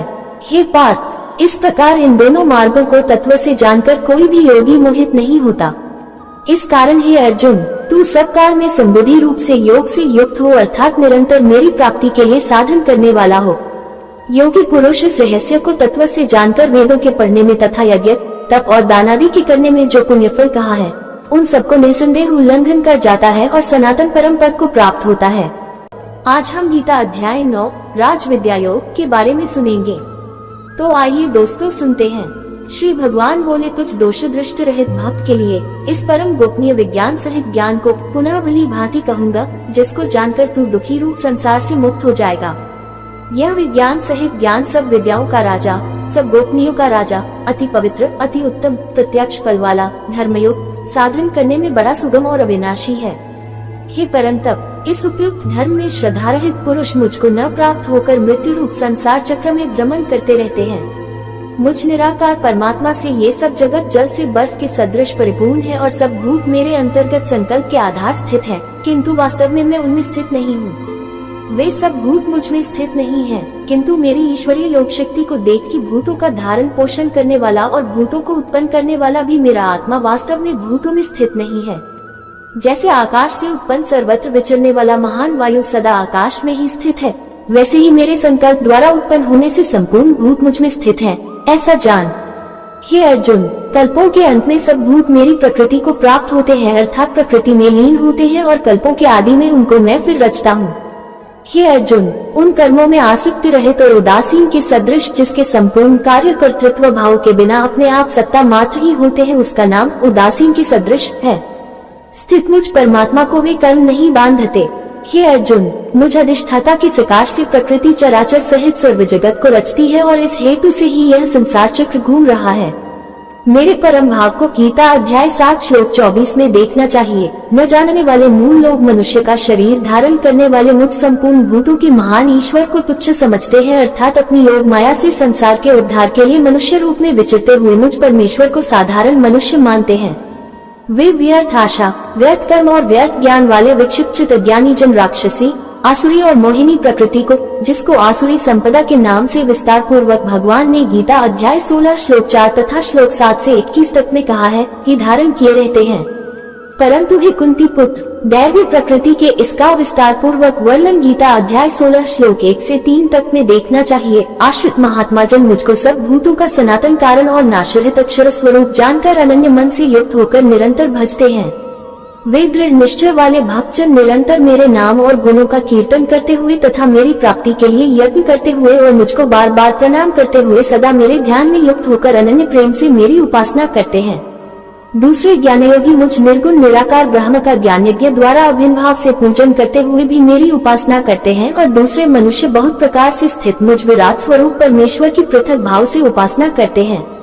क्रतु में हूँ, यज्ञ में हूँ, स्वधा में हूँ, औषधि में हूँ, मंत्र में हूँ, ऋत में हूँ, अग्नि में हूँ और हवन रूप क्रिया भी में ही हूँ। इस संपूर्ण जगत का धाता अर्थात धारण करने वाला एवं कर्मों के फल को देने वाला पिता, माता, पितामह, जानने योग्य गीता अध्याय 13 श्लोक 12 से 17 तक में देखना चाहिए। पवित्र ओंकार तथा ऋग्वेद, सामवेद और यजुर्वेद भी मैं ही हूँ।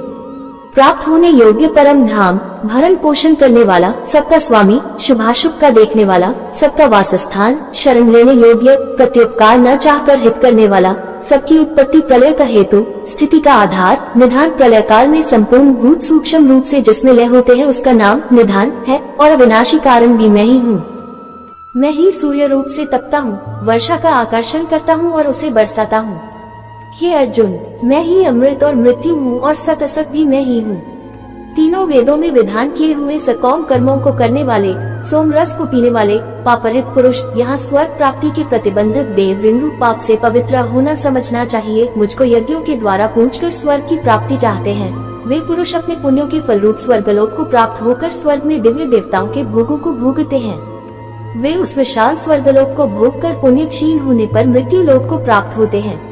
इस प्रकार स्वर्ग के साधन रूप तीनों वेदों में कहे हुए सकाम कर्म का आश्रय लेने वाले और भोगों की कामना वाले पुरुष बार बार आवागमन को प्राप्त होते हैं, अर्थात पुण्य के प्रभाव से स्वर्ग में जाते हैं और पुण्य क्षीण होने पर मृत्युलोक में आते हैं। जो अनन्य प्रेमी भक्तजन मुझ परमेश्वर को निरंतर चिंतन करते हुए निष्काम भाव से भजते हैं, उन नित्य निरंतर मेरा चिंतन करने वाले पुरुषों का योगक्षेम स्वरूप की प्राप्ति का नाम योग है और प्राप्ति के निमित्त किए हुए साधन की रक्षा का नाम क्षेम है। मैं स्वयं प्राप्त कर देता हूँ। हे अर्जुन, यद्यपि श्रद्धा से युक्त जो सकौम भक्त दूसरे देवताओं को पूजते हैं, वे भी मुझको ही पूजते हैं, किंतु उनका वह पूजन अविधि पूर्वक अर्थात अज्ञान पूर्वक है। क्योंकि संपूर्ण यज्ञों का भोक्ता और स्वामी भी मैं ही हूँ, परंतु वे मुझ परमेश्वर को तत्व से नहीं जानते, इसी से गिरते हैं अर्थात पुनर्जन्म को प्राप्त होते हैं। देवताओं को पूजने वाले देवताओं को प्राप्त होते हैं, पितरों को पूजने वाले पितरों को प्राप्त होते हैं, भूतों को पूजने वाले भूतों को प्राप्त होते हैं और मेरा पूजन करने वाले भक्त मुझको ही प्राप्त होते हैं। इसीलिए मेरे भक्तों का पुनर्जन्म नहीं होता। गीता अध्याय 8 श्लोक 16 में देखना चाहिए। जो कोई भक्त मेरे लिए प्रेम से पत्र, पुष्प, फल, जल आदि अर्पण करता है, उस शुद्ध बुद्धि निष्काम प्रेमी भक्त का प्रेम पूर्वक अर्पण किया हुआ वह पत्र पुष्पादि में सगुण रूप से प्रकट होकर प्रीति सहित खाता हूँ। हे अर्जुन, तू जो कर्म करता है, जो खाता है, जो हवन करता है, जो दान देता है और जो तप करता है, वह सब मेरे अर्पण कर। इस प्रकार जिसमें समस्त कर्म मुझ भगवान के अर्पण होते हैं, ऐसे संन्यास योग से युक्त चित्त वाला तू शुभाशुभ फल रूप कर्म बंधन से मुक्त हो जाएगा और उनसे मुक्त होकर मुझको ही प्राप्त होगा।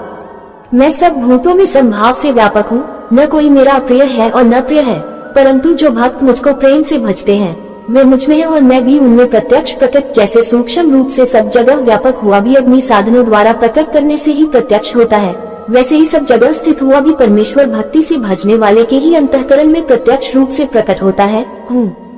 यदि कोई अतिशय दुराचारी भी अनन्य भाव से मेरा भक्त होकर मुझको भजता है तो वह साधु ही मानने योग्य है, क्योंकि वह यथार्थ निश्चय वाला है, अर्थात उसने भली भांति निश्चय कर लिया है कि परमेश्वर के भजन के समान अन्य कुछ भी नहीं है। वह शीघ्र ही धर्मात्मा हो जाता है और सदा रहने वाली परम शांति को प्राप्त होता है। हे अर्जुन, तू निश्चय पूर्वक सत्य जान कि मेरा भक्त नष्ट नहीं होता। हे अर्जुन, स्त्री, वैश्य, शूद्र तथा पापिनी चांडालादि जो कोई भी हो, वे भी मेरे शरण होकर परमगति को ही प्राप्त होते हैं। फिर इसमें कहना ही क्या है, जो पुण्यशील ब्राह्मण था राजर्षि भक्तजन मेरी शरण होकर परम गति को प्राप्त होते हैं। इसलिए तू सुख रहित और क्षणभंगुर इस मनुष्य शरीर को प्राप्त होकर निरंतर मेरा ही भजन कर। मुझ में मन वाला हो, मेरा भक्त बन, मेरा पूजन करने वाला हो, मुझको प्रणाम कर। इस प्रकार आत्मा को मुझ में नियुक्त करके मेरे परायण होकर तू मुझको ही प्राप्त होगा। आज हम गीता अध्याय 10 विभूति योग के बारे में सुनेंगे। तो आइए दोस्तों सुनते हैं। श्री भगवान बोले, हे महाबाहो, फिर भी मेरे परम रहस्य और प्रभावयुक्त वचन को सुन, जिसे मैं तुझे अतिशय प्रेम रखने वाले के लिए हित की इच्छा से कहूँगा। मेरी उत्पत्ति को अर्थात लीला से प्रकट होने को न देवता लोग जानते हैं और न महर्षिजन ही जानते हैं, क्योंकि मैं सब प्रकार से देवताओं का और महर्षियों का भी आदि कारण हूँ।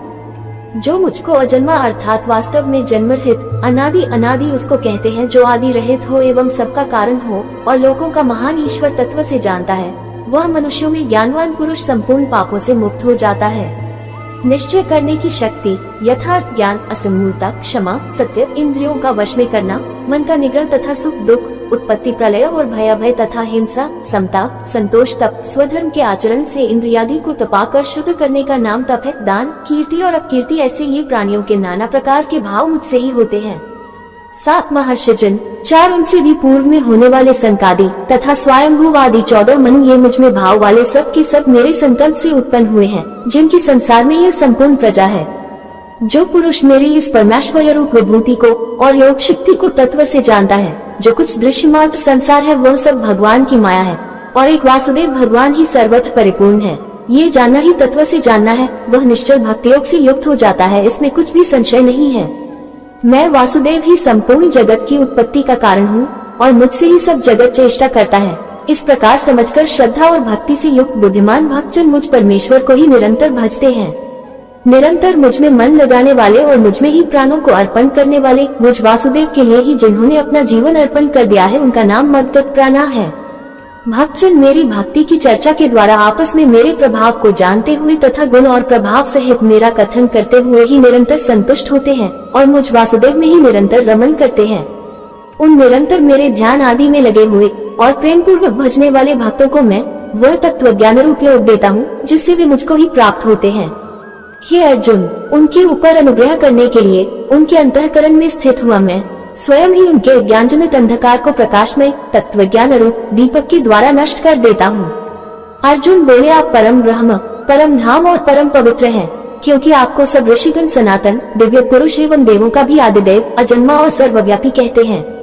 वैसे ही देवर्षि नारद तथा असित और देवल ऋषि तथा महर्षि व्यास भी कहते हैं और आप भी मेरे प्रति कहते हैं। हे केशव, जो कुछ भी मेरे प्रति आप कहते हैं, इस सब को मैं सत्य मानता हूँ। हे भगवान, आपकी लीला में गीता अध्याय 4 श्लोक 6 में इसका विस्तार देखना चाहिए। स्वरूप को न तो दानव जानते हैं और न देवता ही।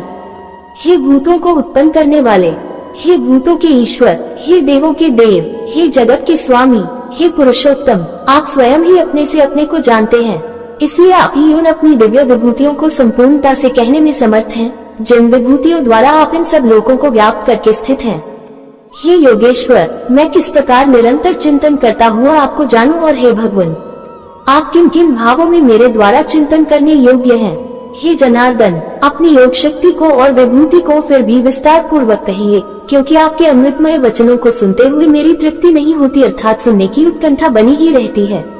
श्री भगवान बोले, हे कुरुश्रेष्ठ, अब मैं जो मेरी दिव्य विभूतियाँ हैं उनको तेरे लिए प्रधानता से कहूँगा, क्योंकि मेरे विस्तार का अंत नहीं है। हे अर्जुन, मैं सब भूतों के हृदय में स्थित सबका आत्मा हूँ तथा संपूर्ण भूतों का आदि मध्य और अंत भी मैं ही हूँ।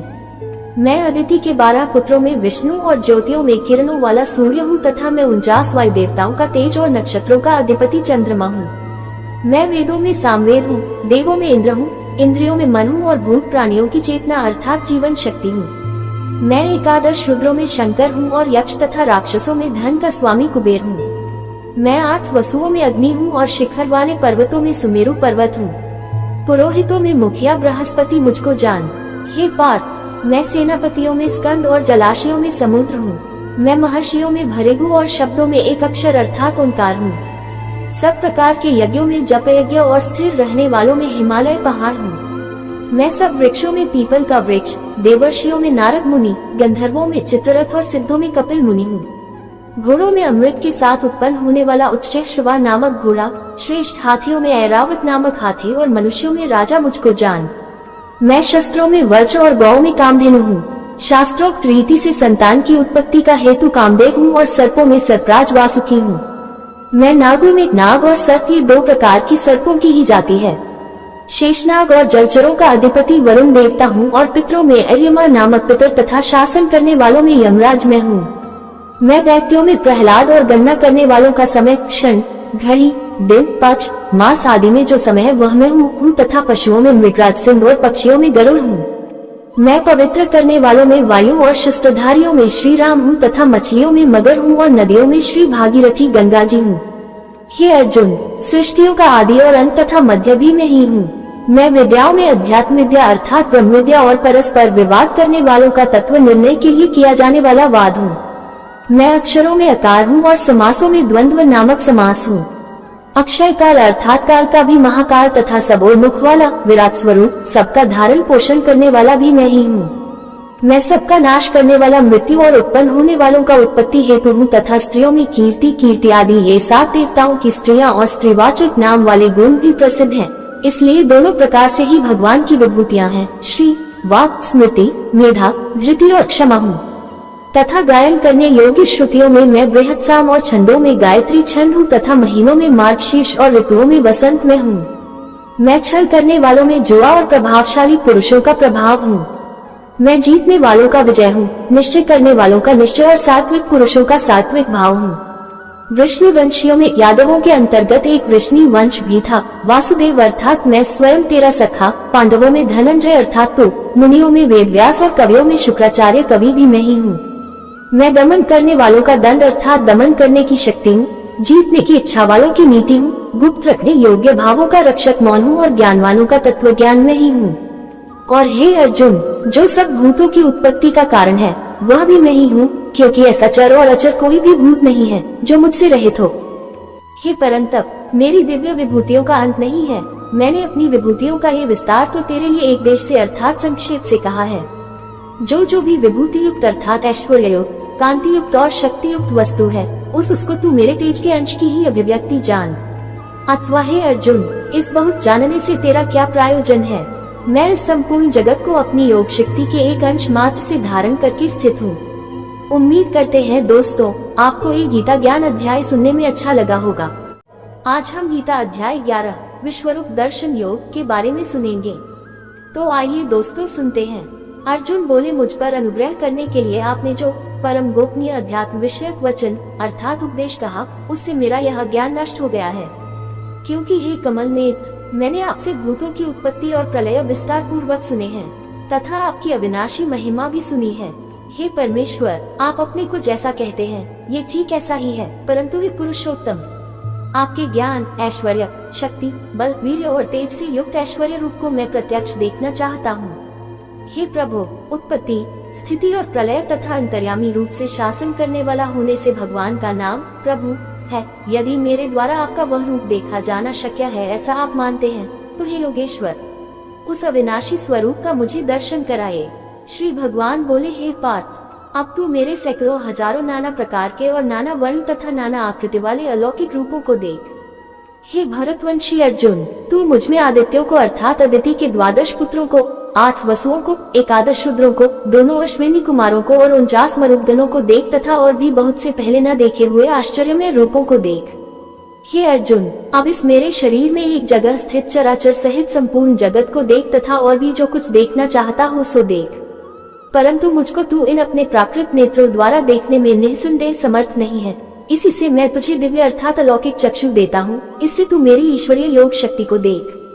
संजय बोले, हे राजन, महायोगेश्वर और सब पापों के नाश करने वाले भगवान ने इस प्रकार कहकर उसके पश्चात अर्जुन को परम ऐश्वर्य युक्त दिव्य स्वरूप दिखलाया। अनेक मुख और नेत्रों से युक्त, अनेक अद्भुत दर्शनों वाले, बहुत से दिव्य भूषणों से युक्त और बहुत से दिव्य शस्त्रों को धारण किए हुए और दिव्य गंध का सारे शरीर में लेप किए हुए, सब प्रकार के आश्चर्यों से युक्त, सीमा रहित और सब ओर मुख किए हुए विराट स्वरूप परमदेव परमेश्वर को अर्जुन ने देखा। आकाश में 1000 सूर्यों के एक साथ उदय होने से उत्पन्न जो प्रकाश हो, वह भी उस विश्वरूप परमात्मा के प्रकाश के सदृश कदाचित ही हो।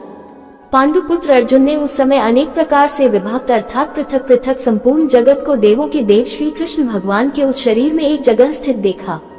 उसके अनंतर आश्चर्य से चकित और पुलकित शरीर अर्जुन प्रकाशमय विश्वरूप परमात्मा को श्रद्धा भक्ति सहित सिर से प्रणाम करके हाथ जोड़कर बोले। अर्जुन बोले, हे देव, मैं आपके शरीर में संपूर्ण देवों को तथा अनेक भूतों के समुदायों को, कमल के आसन पर विराजित ब्रह्मा को, महादेव को और संपूर्ण ऋषियों को तथा दिव्य सर्पों को देखता हूँ। हे संपूर्ण विश्व के स्वामिन, आपको अनेक भुजा, पेट, मुख और नेत्रों से युक्त तथा सब ओर से अनंत रूपों वाला देखता हूँ। हे विश्वरूप, मैं आपके न अंत को देखता हूँ, न मध्य को और न आदि को ही।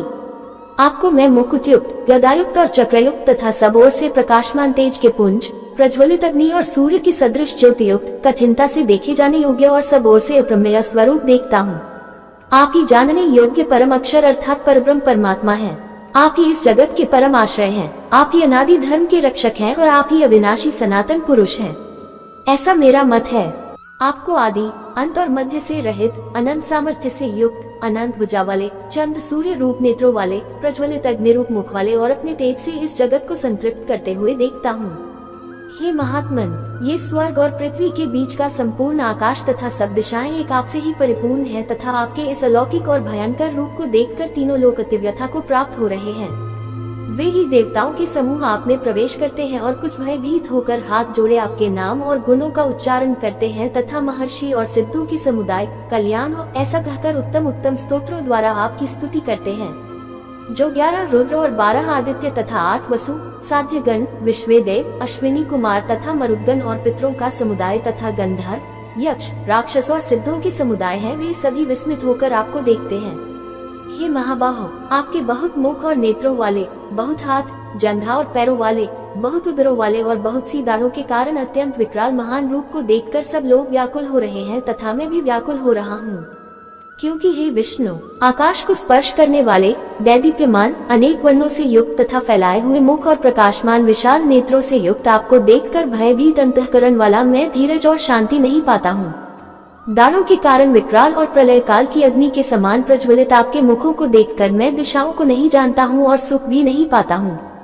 इसलिए हे देवेश, हे जगन निवास, आप प्रसन्न हो। वे सभी धृतराष्ट्र के पुत्र राजाओं के समुदाय सहित आप में प्रवेश कर रहे हैं और भीष्म पितामह, द्रोणाचार्य तथा वलकर्ण और हमारे पक्ष के भी प्रधान योद्धाओं के सहित सबके सब आपके दाढ़ों के कारण विकराल भयानक मुखों में बड़े वेग से दौड़ते हुए प्रवेश कर रहे हैं और कई एक चूर्ण हुए सिरों सहित आपके दांतों के बीच में लगे हुए दिख रहे हैं। जैसे नदियों के बहुत से जल के प्रवाह स्वाभाविक ही समुद्र के ही सम्मुख दौड़ते हैं अर्थात समुद्र में प्रवेश करते हैं, वैसे ही वे नलोक के वीर भी आपके प्रज्वलित मुखों में प्रवेश कर रहे हैं। जैसे पतंग मोहवश नष्ट होने के लिए प्रज्वलित अग्नि में अतिवेग से दौड़ते हुए प्रवेश करते हैं, वैसे ही ये सब लोग भी अपने नाश के लिए आपके मुखों में अतिवेग से दौड़ते हुए प्रवेश कर रहे हैं। आप उन संपूर्ण लोगों को प्रज्वलित मुखों द्वारा ग्रास करते हुए सब ओर से बार बार चाट रहे हैं। हे विष्णु, आपका उग्र प्रकाश संपूर्ण जगत को तेज द्वारा परिपूर्ण करके तपा रहा है। मुझे बतलाए कि आप उग्र रूप वाले कौन हैं। हे देवों में श्रेष्ठ, आपको नमस्कार हो, आप प्रसन्न होइए। आदि पुरुष, आपको मैं विशेष रूप से जानना चाहता हूँ क्योंकि मैं आपकी प्रवृत्ति को नहीं जानता। श्री भगवान बोले, मैं लोकों का नाश करने वाला बड़ा हुआ महाकाल हूँ। इस समय इन लोकों को नष्ट करने के लिए प्रवृत्त हुआ हूँ। इसलिए जो प्रतिपक्षियों की सेना में स्थित योद्धा लोग हैं, वे सब तेरे बिना भी नहीं रहेंगे, अर्थात तेरे युद्ध न करने पर भी इन सब का नाश हो जाएगा। अतः तू उठ, यश प्राप्त कर और शत्रुओं को जीतकर धन धान्य से संपन्न राज्य को भोग। ये सब शूरवीर पहले ही से मेरे ही द्वारा मारे हुए हैं। हे सव्यसाची, बाएं हाथ से भी बाण चलाने का अभ्यास होने से अर्जुन का नाम सव्यसाची हुआ था। तू तो केवल निमित्त मात्र बन जा।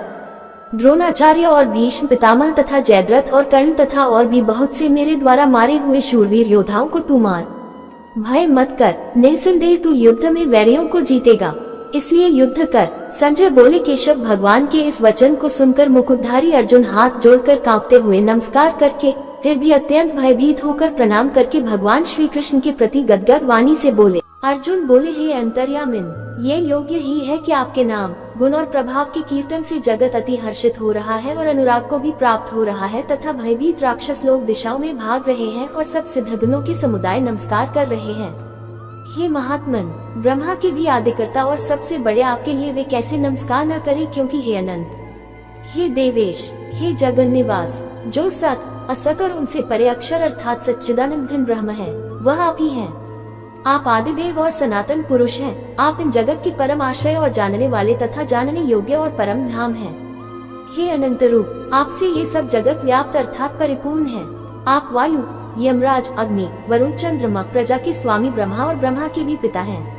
आपके लिए हजारों बार नमस्कार, नमस्कार हो। आपके लिए फिर भी बार बार नमस्कार, नमस्कार। हे अनंत सामर्थ्य वाले, आपके लिए आगे से और पीछे से भी नमस्कार। हे सर्वात्मन, आपके लिए सब ओर से ही नमस्कार हो, क्योंकि अनंत पराक्रमशाली आप समस्त संसार को व्याप्त किए हुए हैं, इससे आप ही सर्वरूप हैं। आपके इस प्रभाव को न जानते हुए आप मेरे सखा है ऐसा मानकर प्रेम से अथवा प्रमाद से भी मैंने हे कृष्ण, हे यादव, हे स्खे, इस प्रकार जो कुछ बिना सोचे समझे हठात कहा है। और हे अच्युत, आप जो मेरे द्वारा विनोद के लिए विहार, शय्या, आसन और भोजनादि में अकेले अथवा उन सखाओं के सामने भी अपमानित किए गए हैं, वो सब अपराध प्रमेय स्वरूप अर्थात अचिंत्य प्रभाव वाले आपसे मैं क्षमा करवाता हूँ। आप इस चराचर जगत के पिता और सबसे बड़े गुरु एवं अति पूजनीय हैं। हे अनुपम प्रभाव वाले, तीनों लोकों में आपके समान भी दूसरा कोई नहीं है, फिर अधिक तो कैसे हो सकता है। अतः हे प्रभु, मैं शरीर को भली भांति चरणों में निवेदित कर प्रणाम करके स्तुति करने योग्य आप ईश्वर को प्रसन्न होने के लिए प्रार्थना करता हूँ।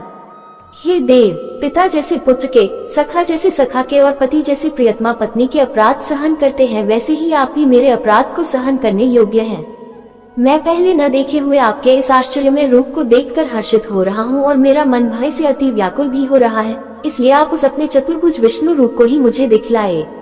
हे देवेश, हे जगन निवास, प्रसन्न होइए। मैं वैसे ही आपको मुकुट धारण किए हुए तथा गदा और चक्र हाथ में लिए हुए देखना चाहता हूँ।